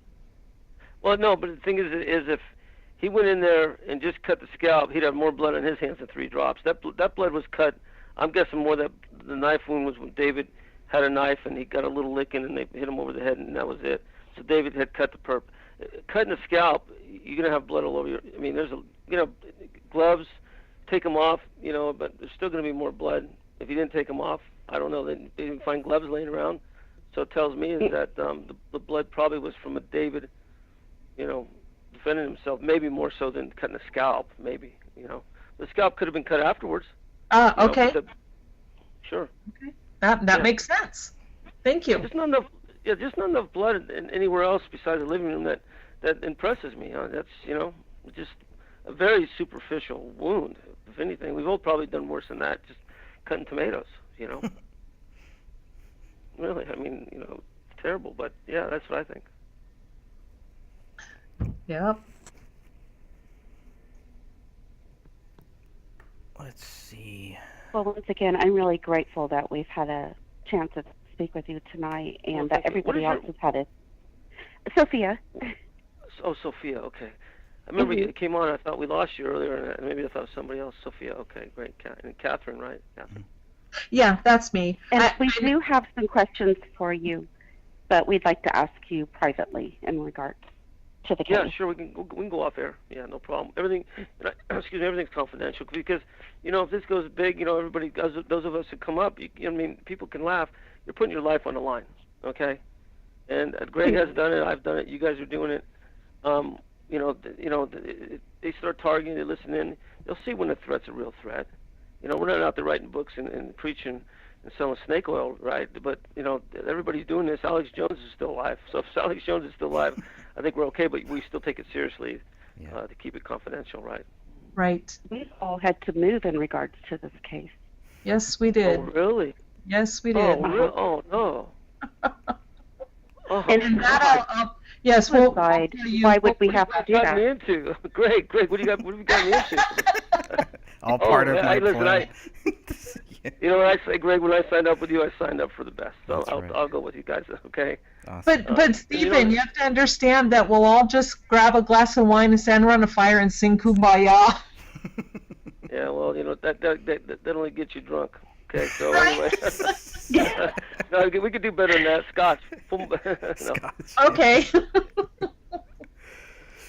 That's too funny. We got some great. I want to give a shout to everybody in our chat room too. Thank you all for joining us here. And again, so many different things that are going on in our chat. Lots of great points being made. So make sure that keep making those points, and I'll try to get to some of those too. We had one that was made about the locks on those doors. So. Some of the doors look like maybe the locks are brand new. I know we had talked about a a gentleman named Sean Wright. And Sean Wright, when this whole case first broke, he told Dan Hennon that the police actually kicked in the front door. Now we know that that's not true. It's not mentioned in any place, but it's just one of the one of the more reasons why you can't consider a person like that a credible source. Um, Lots of things like that where people were telling us, no, this is what happened, and then we get the actual documents, and you can clearly see, no, none of that happened. So they just lied. And there's a lot of people like that. There's a lot of people out there that are just lying, that are just basically making stuff up, that are trying to trick people. And so that's another reason why I love doing these calls. That's why we have so many great people in our chat room who really care, who really want to find out what really happened here. And I think one day we will definitely we will find out. And of course, the goal is to reopen this case. And so, Stephen, if you have any thoughts, any suggestions on that, we definitely want to talk about that at a later time too. Um, and any tips, if there's anybody out there listening or watching this that has any tips, any ways that we could further that, I think that is our main goal. Dan Hennon hired a private investigator by the name of Kenneth Maines, and it pretty much, Kenneth Maines, he wasn't really hired. The problem was Kenneth Maines wasn't hired as a private investigator. He was hired to give his thoughts and give his views on this case. And we thought that Kenneth Maines was going to take all of the documents, everything that Dan gave him, and add to it, not just look at it and pretty much, take away everything that had questions and only talk about the stuff that the police said. Basically, Kenneth Maines was just saying why the police got things right. And there's a lot of questions there. There was a lot of problems there, but we are always looking for a private investigator to kind of help us go go further. I think in the 5 years that we've been here, we've collected a lot of data, some public, some private. But just with the public data, it's just kind of baffling how how why nobody has been able to take this up. I think the reason why the law enforcement hasn't been able to do anything with this is they don't really know. I think a lot of them just do not know, or maybe they just do not care. But to me, this always seemed like a very slam dunk case. So I was really shocked that there wasn't more effort put into trying to understand who killed this 5-year-old daughter and this couple. Both were 28 years old, 29 years old. These are very, very young people that had everything going for them. And when you factor it in that David Crowley was a soldier serving in Iraq and Afghanistan during those hot wars, during that hot time, there were also questions. Maybe that's what got him into trouble. Motive.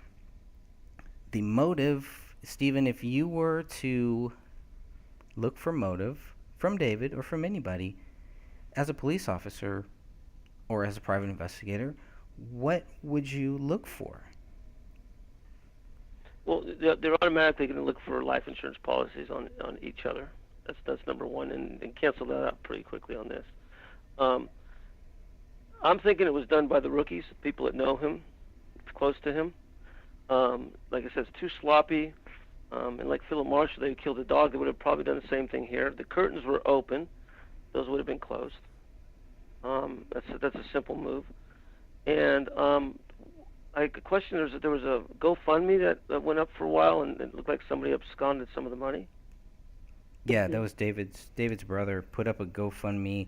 Do you guys remember? Was it was like $60 million or $6 million for Kamel's mom? Kamel's mom. Yeah, he was asking for $6 million. For You're $6 correct. million dollars, and it was weird that he made it for Kamel's mom, who had cancer, some type of cancer. I forget what type of cancer she had. And so once Kamel's family found out, they had him shut that thing down. So that was a weird, weird thing. And I think that's when a lot of questions started pointing towards the brother. That, well, why is this Right. guy not necessarily saying that the brother killed his brother or anything, but why is this guy doing this? Why would he ever set up this GoFundMe for somebody that he doesn't know and for so much money, and then raise $8,000? And I'm not sure what he did. I don't have any facts to show what he did with that $8,000. I can just say that we can definitely show that he raised $8,000. Hopefully he gave it back to all those people yeah. who No, you know what? contributed. I remember reading something about him going to Las Vegas. He did go to Las Vegas right after that, or right during that time. Right. Yeah. Exactly. Yeah. Hmm. And so That's where the money went. yeah, that was kind of, well, he was doing that because he needed to get out. He wanted to just. I mean, come on, if your brother's dead, you're probably gonna want to go and do something else too, right? I mean, you're not just gonna want to just shelter in your home. I know I wouldn't. Well, yeah, I mean, but what was the money supposed to go to? Burial services or something? No, it was supposed to help out Kamel's mom with her cancer treatments. And how much did she? How much did she get? He still shouldn't have went to Las Vegas. She with that. she didn't. I Spending mean, any she of that didn't kind of even money. know. She didn't even know that any of this was actually happening. Yeah. Of course, Yeah, no, she didn't. he probably. Yeah, she didn't find out Yeah, he about probably these spent deaths for a long time afterwards. But yeah, I mean, Mhm. his actions, and it's like, well, you can't even say that his actions were odd, because then people are gonna think that we're saying that, that the brother killed the brother and the dad's covering it up because the dad doesn't want to lose another son. It gets into all of that stuff, and it's like, Oh yeah. What about dropping the Christmas presents off? Not. The curtains were supposed to be open. He would have peeked in. curtains were open, right? Correct. Yeah, and he dropped presents off without seeing them, but the curtains are open. Wouldn't you kind of like, if after you knock, or well, he didn't knock, he said it would be a surprise, which I don't. He and his brother are a lot closer than that, and you don't just leave them on the front, No, on the back porch or what have you. You no, know, you don't. No. that to me just, I don't know what the purpose is, that to throw somebody off on this, or say, hey, I was by at that time, and it's to get some sort of alibi. He's working, worming around there. Was he seen by the people? Well, could that have know, been to well- also set him up to make sure that he keeps his mouth quiet? David's brother. I mean, In which way? well, I mean, why was, that kind of makes him look bad. Like, why was he there? What, Oh, sure. what is he doing there? He and his brother are not talking at that point. He's trying to. Oh, they weren't. Oh, okay. Yeah, Okay. so there's some family beef. I don't think it was that much different than, any family squabbling, because when David got a new phone, I believe in November or October, nobody else, David's parents didn't have his new phone number. David gave it to his brother first. So whatever beef that the brothers had, and of course I'm totally biased because I love my brothers, I love my sisters. I can never fathom anything like that. Trying to take myself out of that and put myself into the situation where a brother could do that has been challenging.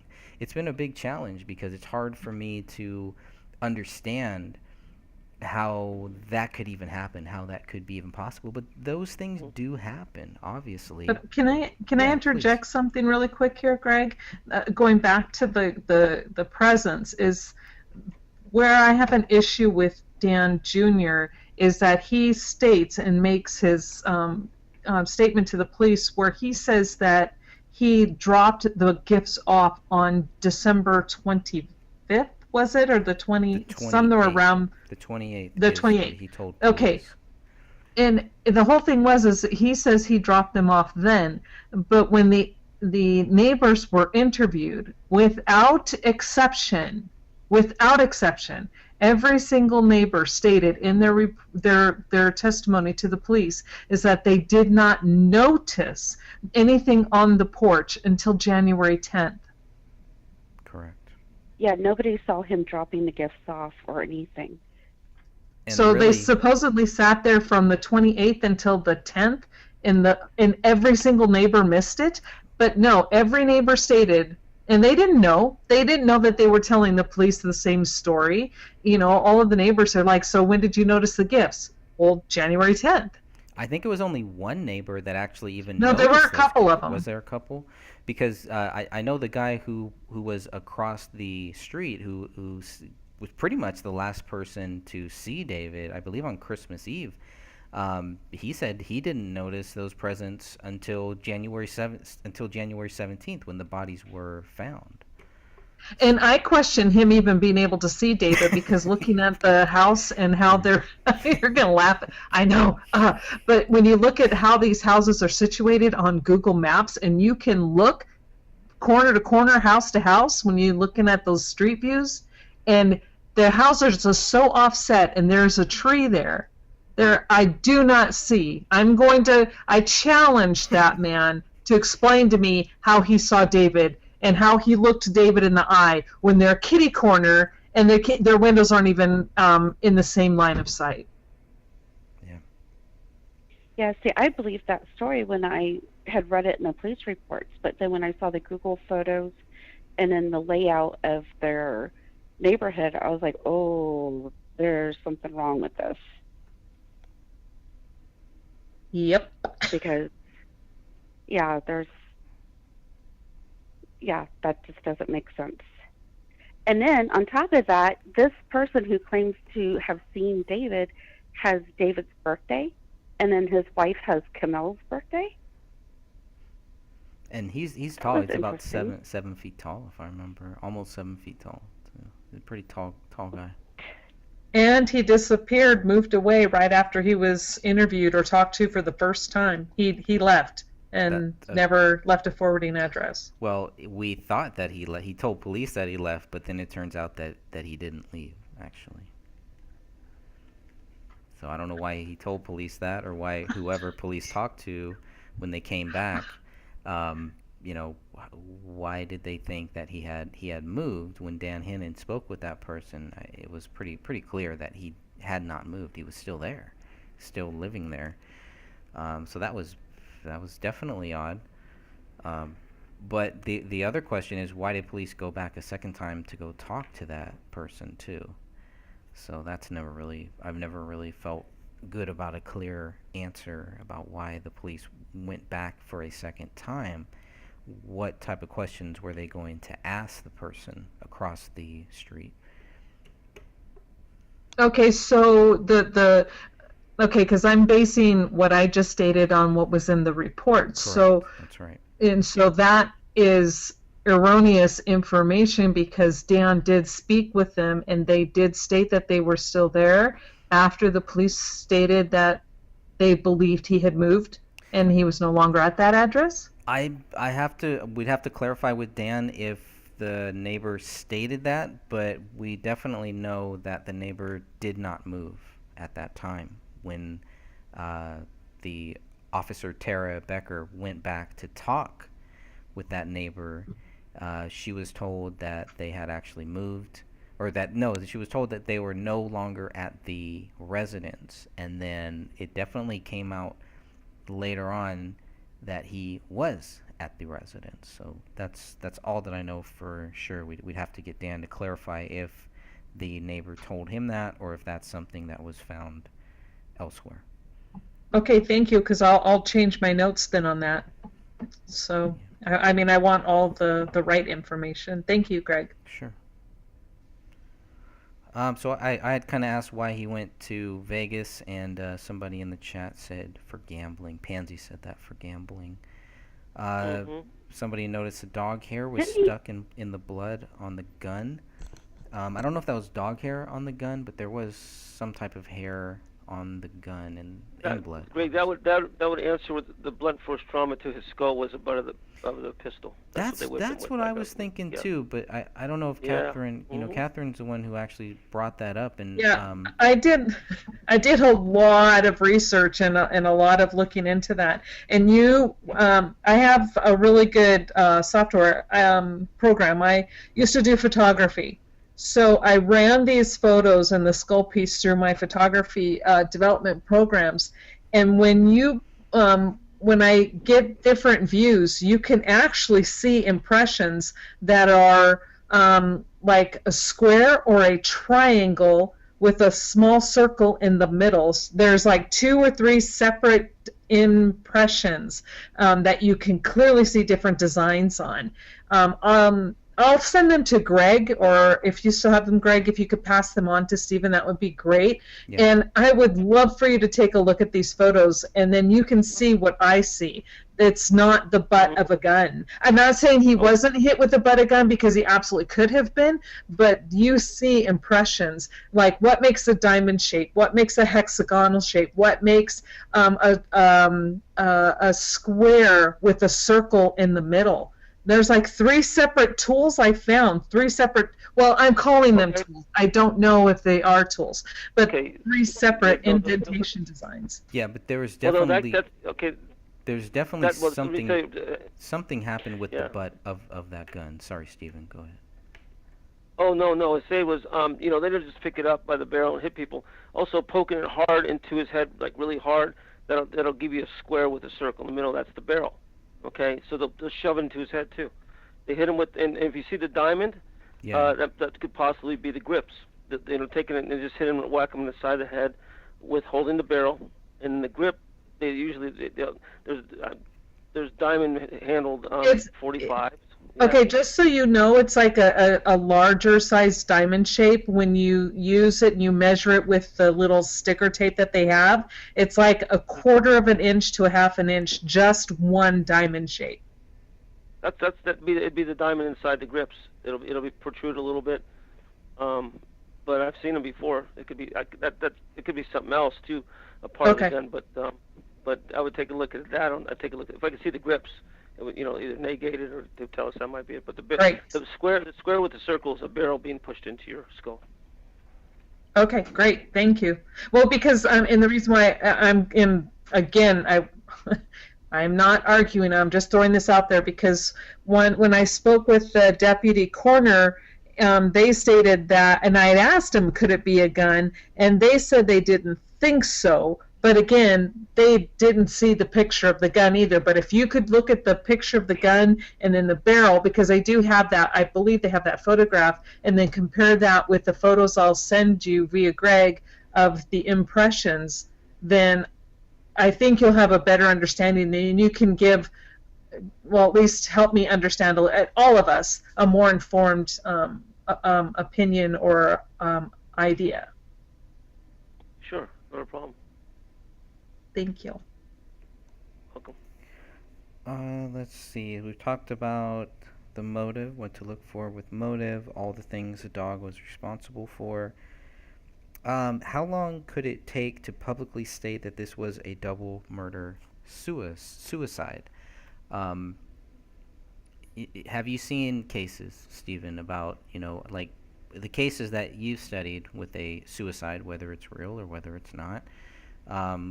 Does that happen fairly quickly within 24 hours of finding these bodies, or do you think that that's normal? Because at least from within 4 hours to 24 hours, the police were going with the theory that that David Crowley was guilty. Mm-hmm. Seems kind of quick. I'm just looking at photographs and such, and trajectory of bullets, blood in different places, Mm-hmm. the pose of the bodies, the hands, the arms, everything, and it's not one. This is not the work of David. Period. There's no way. Absolutely not. There's too much there for one guy to do all that. Just look at the whole picture. I mean, usually it's boom, boom, and boom. That's it. It's not tracking around blood and blood on computers and everything else. There's no way. He didn't wound him. He didn't gravely wound himself. I don't think he walked around touching a computer and sink and dishwasher, because it would be, like I said, it would have been flooded with blood. So there's absolutely no way that he did this. No way. Yeah. Too many moving parts there, Greg. Do you see any signs that he snapped? That he could have snapped and went crazy? Do you see that? I see some signs. I won't lie to you. I see on Facebook later the post got later toward his demise that they were more I can see depression in him a little bit, maybe. Hmm. But not too much earlier than that. He seemed fine on that. And I see the um, statements on the internet and people talking about, and he didn't kill himself because he didn't get his movie. I mean, and he didn't sacrifice his wife and child to Sharia law or jihad or the cabal. It wasn't no, and just I've never seen anybody get shot in the back of the head and then lay out on their back crucifixial style. There's no way. This whole thing. There's symbolism here. Like I told you when I looked up the symbol of hands being taken off. I'm not talking about Argentina or the mob or anything. I'm talking about in a ritual and such in Sharia law. It's about humanity, and that's a symbol they use, and it's on the internet. You can see that. And it's kind of going along with the narrative of some of this anyway. But anybody could look that up and copycat that also. Yeah. And I think it's important to state here that there was at least one of the other people that was close to this family at the time who was very well versed and in the Muslim religion and actually looked to be practicing it themselves. Okay. There's definitely some ties to that in there. I just don't think David did all that, And they didn't test some of the other blood and such. Maybe were in the notebooks and and the things he wrote. The impressions on the writing. Undercover. Mentioning there's in danger for undercover. That's not from a man who's going to self-inflict his family and such. It talks that maybe he's seen guys parked outside his house maybe or something. Right. Talking about that in indented writing, it was interesting that the indented writing is only mentioned on 2 pages.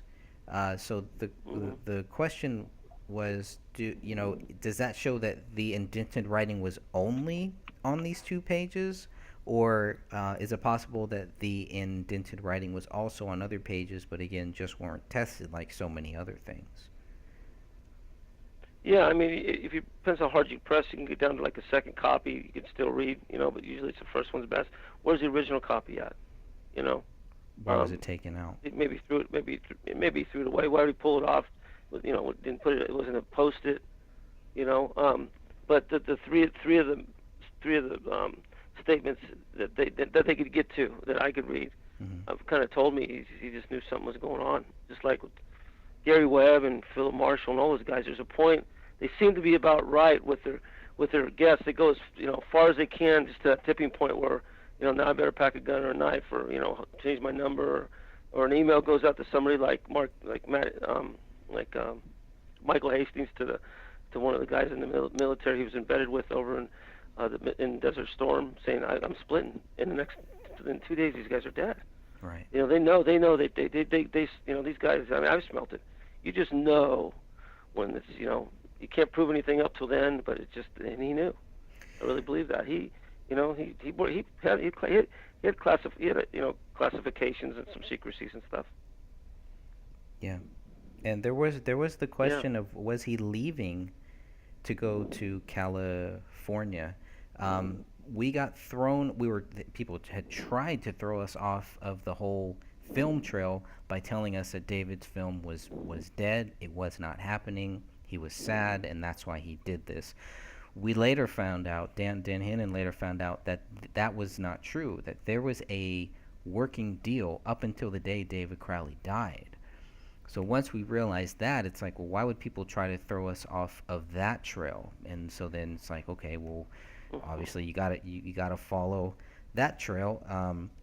Was it possible that David was planning on leaving and going to California, to Southern Cal? And because if you're going to make a TV series, which is what he was doing, he was going to be involved to make Gray State a TV series. You can't do that from Minnesota. You got to be in Cali. That's just, Mm. you know, I think You really do. You really got to. You got to be in LA, really. you got to be I know. there. I know those Yeah. things. The closer you are, the more tension, and and it's just they put a lot of money in these projects. They want the writers or creators to be there. But there's a side of, like, you wrote books. There's still gratification whether you didn't write it for the money. I didn't write my book for the money. Um, that it's, you got a legacy out there, and just his documentary, choppy or not, it was great. I watched it. And that's pretty satisfying by itself. Right. So I don't think the depression. He didn't get his movie. I don't. Plus, the guy's a hard charger. He's not going to give up. He didn't give up in the Middle East in 2 tours. He's not going to give up his family for a screenplay. I mean, that's movie. I mean, I've tried to do that in my book. It's not easy, but it's the hardest thing in the world. But he knew that. He had great subject matter. We also have proof that he was thinking about moving to California, actually Ocean View, because there is a mortgage company that ran his credit several times, even once after they were dead. But I think that was just an automatic thing. I'm not quite sure. But they were. They don't. Yeah. They'd only been in that house about a year, right? That's right. The one they were in. Mm-hmm. Okay, yeah. Sure, he was making the right move. And I saw that he was I saw something about him selling off some military gear. Yeah. I saw that. So that makes sense. Maybe he's trying to get some cash, help out the move. That makes sense. Stuff he doesn't need right now. Sure.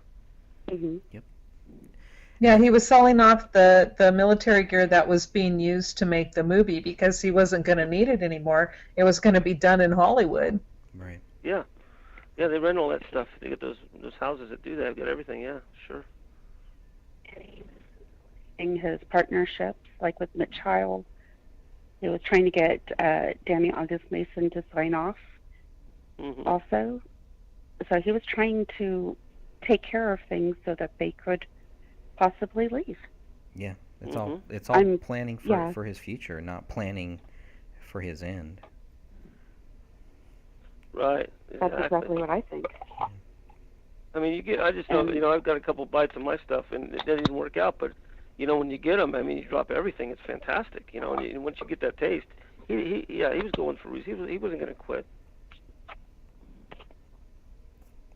And that's kind of where some of the questions about some of the other guys that he was working with come in, because he was working on rebuilding a quote-unquote trustworthy team and a new team.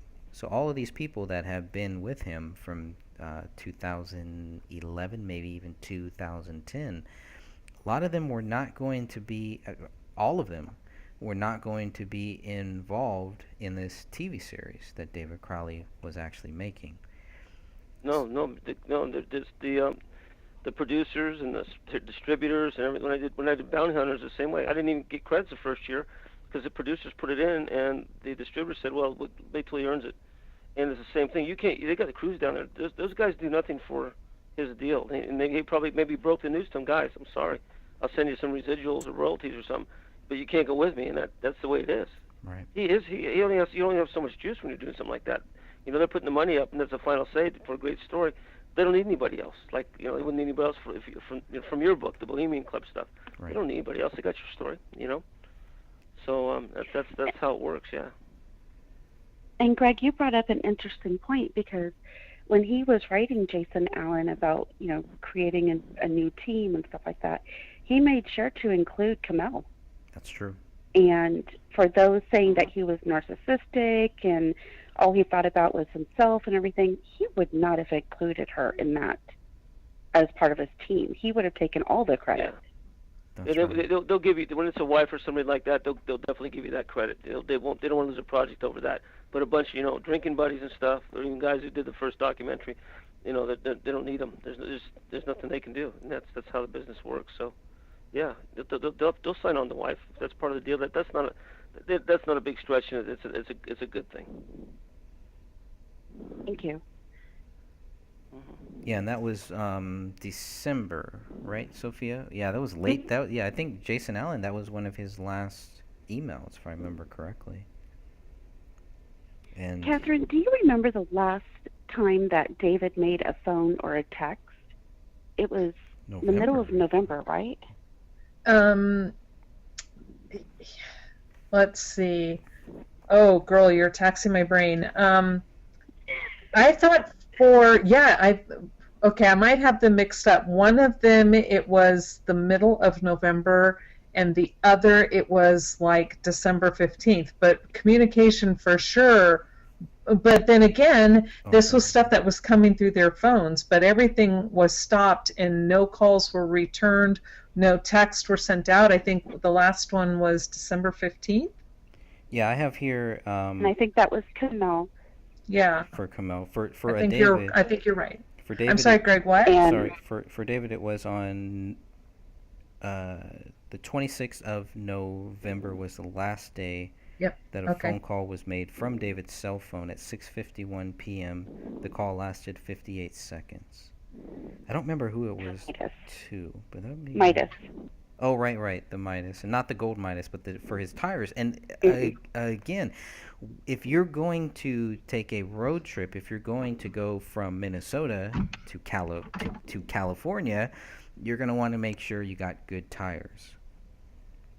Mm-hmm. Well, it was also Minnesota in the winter. I mean, it's very possible he could have been wanting to put some new tires on True, because of winter. true. Very true. The only other time that we have communication with David, I believe, was just with Jason Allen in December, and that was an email. Yeah, we don't even know if David wrote that. It's supposition on our part. Yeah, and with his Correct. lawyer, David was talking with his lawyer in December too, around that time. Computer? Was email? Or was... Through his email, through his Gmail. Okay. Yeah. Oh, thank you. Well, then maybe Um, he did write the letter to Jason Allen. I would think so. I would hope so. You know, it was Well, it's bad. possible. I'm just saying we possible. don't know because it's an email. You know, until they can actually, prove it or disprove it. It's a supposition on both ends. True. Which they should be able to, once, because they had Yes, 12 terabytes of David's data. They had correct. all of this stuff. The police are looking for motive, and they don't find it. There isn't any. So Correct. that's clear. But without motive, why accuse David Crowley guilty? The problem is, before they even had motive, before they had anything, within 24 hours, they were already telling us David Crowley was guilty. What are the chances of them changing their mind and saying, "Oh, you know what? We got that wrong. Sorry." Mm-hmm. Don't hear that a lot from cops, unfortunately, which is fine because they are people. You know, they're people too. They're people. They they can mess up, and that was one of the things when I with the 21 questions for Detective Gummert. That was one of the things that really bothered me. You know, they weren't even willing to admit that they messed up. I would have been able, I would have said, well, we're not going. This is not a liable case. You know, I'm not trying to put you guys under the gun. I'm just trying to understand your theory. That's all that I've ever wanted to really do. How do cops go into a house, look at the scene, and as soon as they look at this scene, think David Crowley is guilty? That's not good. That's not good. Because that could be anybody. You know, that could be their family. I'm sure if it was their family members, maybe they put a little more effort into it. I would hope so. But that's just one of the things that has bothered me. What other questions anybody else have? I still got a few here. I have a question. In your line of duty, and even as a PI and everything, have you come across a whole lot of cases where the police have covered up? Not a whole lot, but a few, absolutely. Oh yes, no doubt.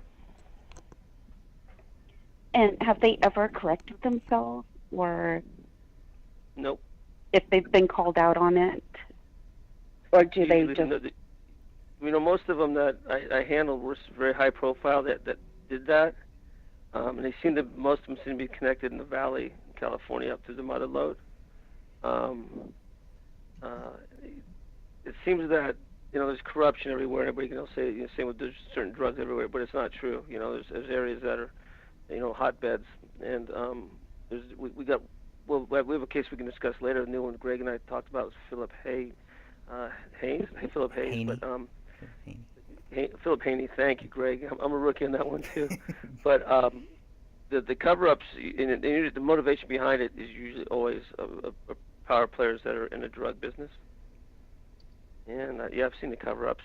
I mean, even in my book, I talk about how I was set up. I was going to prison, went to preliminary trial, and didn't do anything. And and I'm an ex-cop. It really stings then. But I saw the corruption, and Greg knows about that. And then the Yosemite case later, and how the FBI followed me and such. It happens all the time. Look at Waco and Ruby Ridge, Oklahoma City. Those are still cases that are that a lot of corruption was behind it. So it happens all the time, and usually the bigger the case, the more there is. Well, it's sad to actually realize that it's more common than we think. Yeah, it's kind of scary. And is it true that it's supposed to go all the way up, like even senators and Sure. congressmen are covering this? Especially when you see, there was a stat I gave Greg before our last show, and it was Calaveras County, and there's a lot of connections with Freemasons and all that kind of stuff we can get to later. But Whitehead was 3 times the average per capita suicide rate in California and the nation.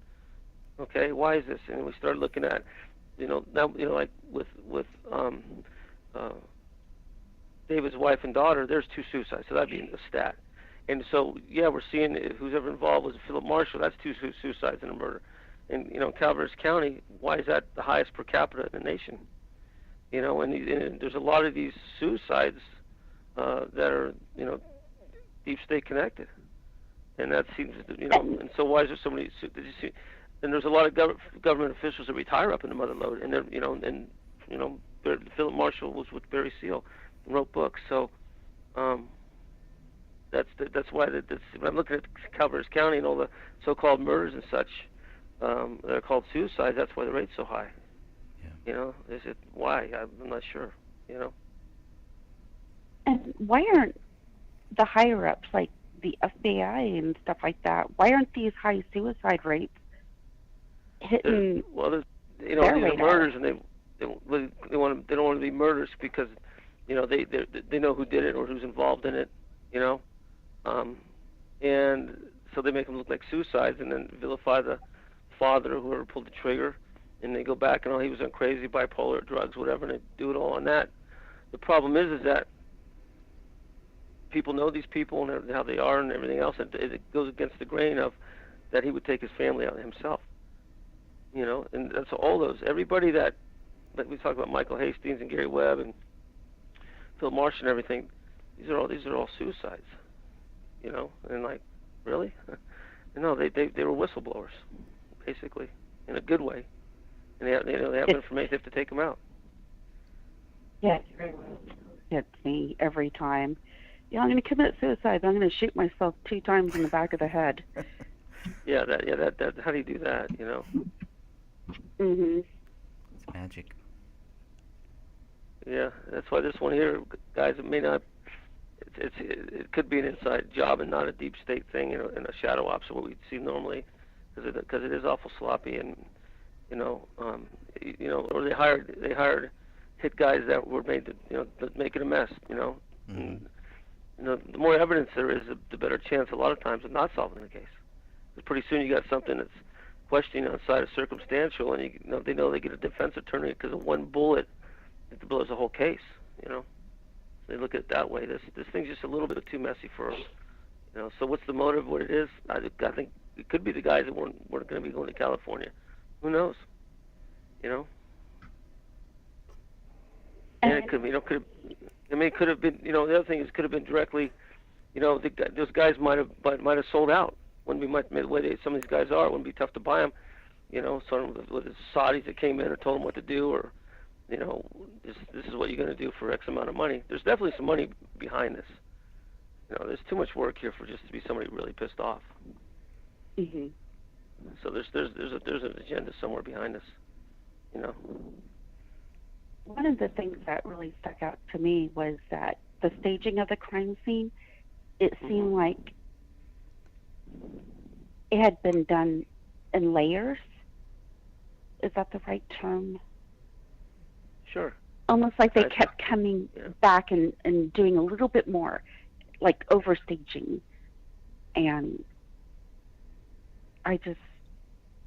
somebody had to be very familiar with that house to be, and know how to get in and out to be able to do that.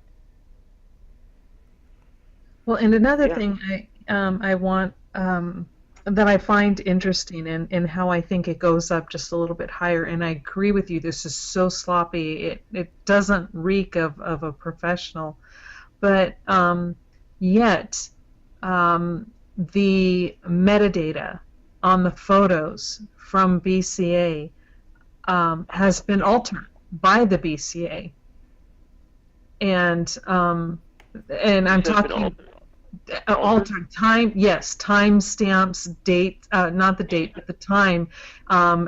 Times are wrong, and you can tell where it has been altered. Again, you wouldn't know if you didn't have the right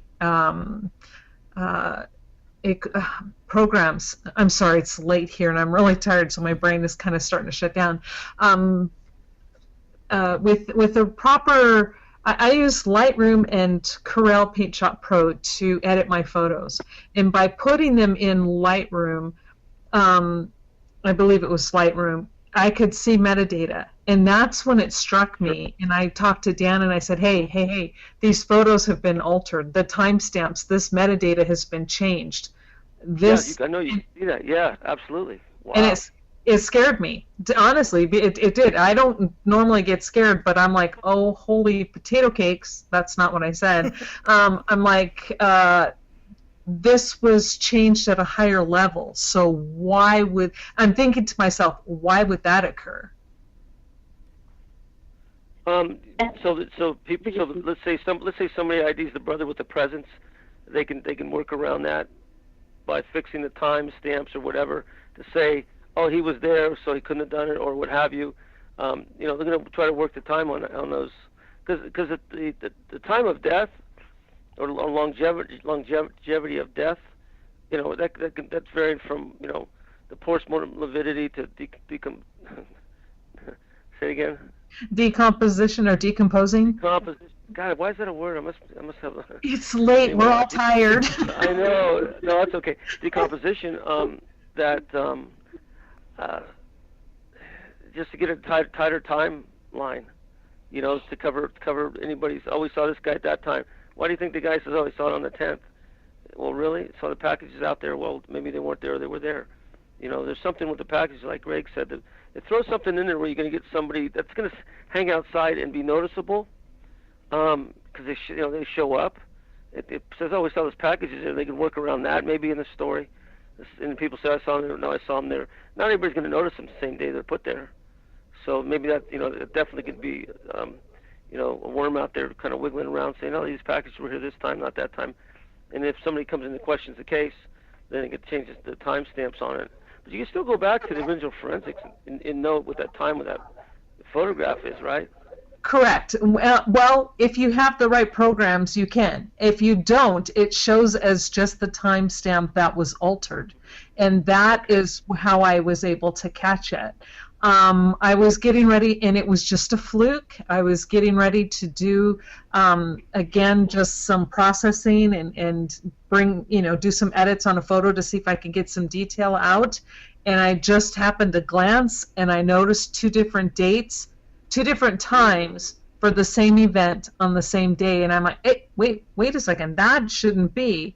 And so I started, and it wasn't on all of the photos, like you said, but the way you're explaining it, now that makes sense. And I'm like going, oh, okay. So I contacted Dan right away, and I'm like, Dan, you got to help me here, because I'm about ready to blow my top, because it was just so freaky to see that type of manipulation and to be done at that level. And you can even see the names, well, the names that are given. Now, whether or not it was the person who did it or not is a whole different ballgame, because if what you're saying is true, they could easily alter the name of the person who supposedly changed this timestamp as well. Well, it's like you get a photograph, you go into properties, and you can change some stuff in there. You know, you can change the author of that photograph, or whoever it is. You know, and you can do that. It's just, if you get the original or get the original files, I'm sure you can go back. Or even if you got the equipment, like you said, or they get the software to go back before that. But I take photographs off of Wiki Commons, and I've gone in there and I can go into properties and change the name owner of it. You know, and that's pretty easy to do. My question is that were the photographs in the properties and the metadata, were they all numbered and ID'd, renamed or what have you? They're all marked with something besides a JPEG number or whatever. Correct. They're all given. There is different information, but not all of them were altered. No, not at all. But you can tell that the ones that were altered because they fall differently within the numbering system. I don't know how to explain it again. I'm really tired. I'm getting you on that. Sure. Yeah. I'm not an expert like you, but yeah, I understand it absolutely. Yep, and that again, that was the thing that kind of caught my eye, because when they're photographing, and as they work from a bigger circle into a tighter circle, and when they're halfway through, say they're kind of in the middle circle, and you have all these photographs at the middle of the scene, and then the next set of photographs are from out far again. Right. That kind of, again, these are the things that caught my eye, and I'm like, wait a second, this photograph is out of sequence. Why? And then when I take a look to the right and I start to see the timestamps, then I start digging deeper, and I'm like, oh, this is not good. Yeah, there's a chronology by, you can look at this was taken at this time, or it's the same shot, but, maybe the guy took 2 steps over. So the chronology was off, and you caught that. Correct. It's like, say they're to the point to where they're photographing, let's say, the bodies, and just as an example, they're now in this tight circle, and now they're getting here, and all the photographs should now be taken in the chronological order, like you stated, should be all in that area.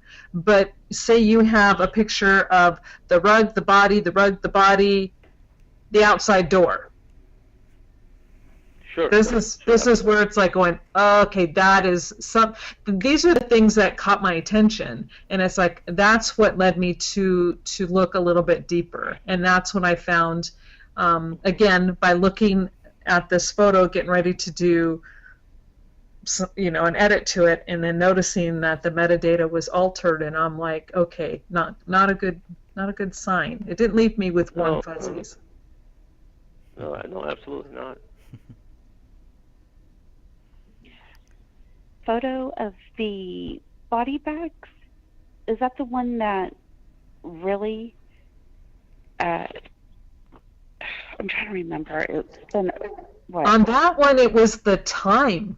The timestamp on the body bags was on the changed metadata was 10 or 10:45 at night, and we know for a fact that they were not photographed and not even there, because they weren't even put into bags until what did you find out?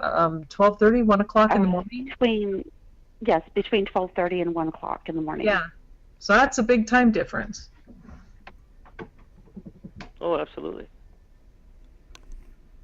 And that was the big thing that really caught our attention, because we were like, okay, well, then they really are changing the time, because we have the proof that they were there at a certain time bagging these bodies because of the autopsy reports. Yeah, that's what led me down the rabbit hole. Thank you. I'd forgotten which photo I was working on, but you were correct, Sophia. That was the one. Gosh, this case is a huge rabbit hole. Yeah. Going down the rabbit hole. It's all Greg's fault. Yeah. Got the red pill and the blue pill. Which one? Right. Grab them both. Take them. God, I know this. Yeah, this, like I said before we get off, biggest thing to me, I'm looking at a motive. You know, how far did deep state did it go? Why they hire hacks? Maybe there's a reason they hired hacks. You know, pros just aren't going to get that dirty. You know, and they used to shoot people for $500 Michael Jordan Air Jordan shoes. I mean, so it doesn't take a lot of money. No. Right.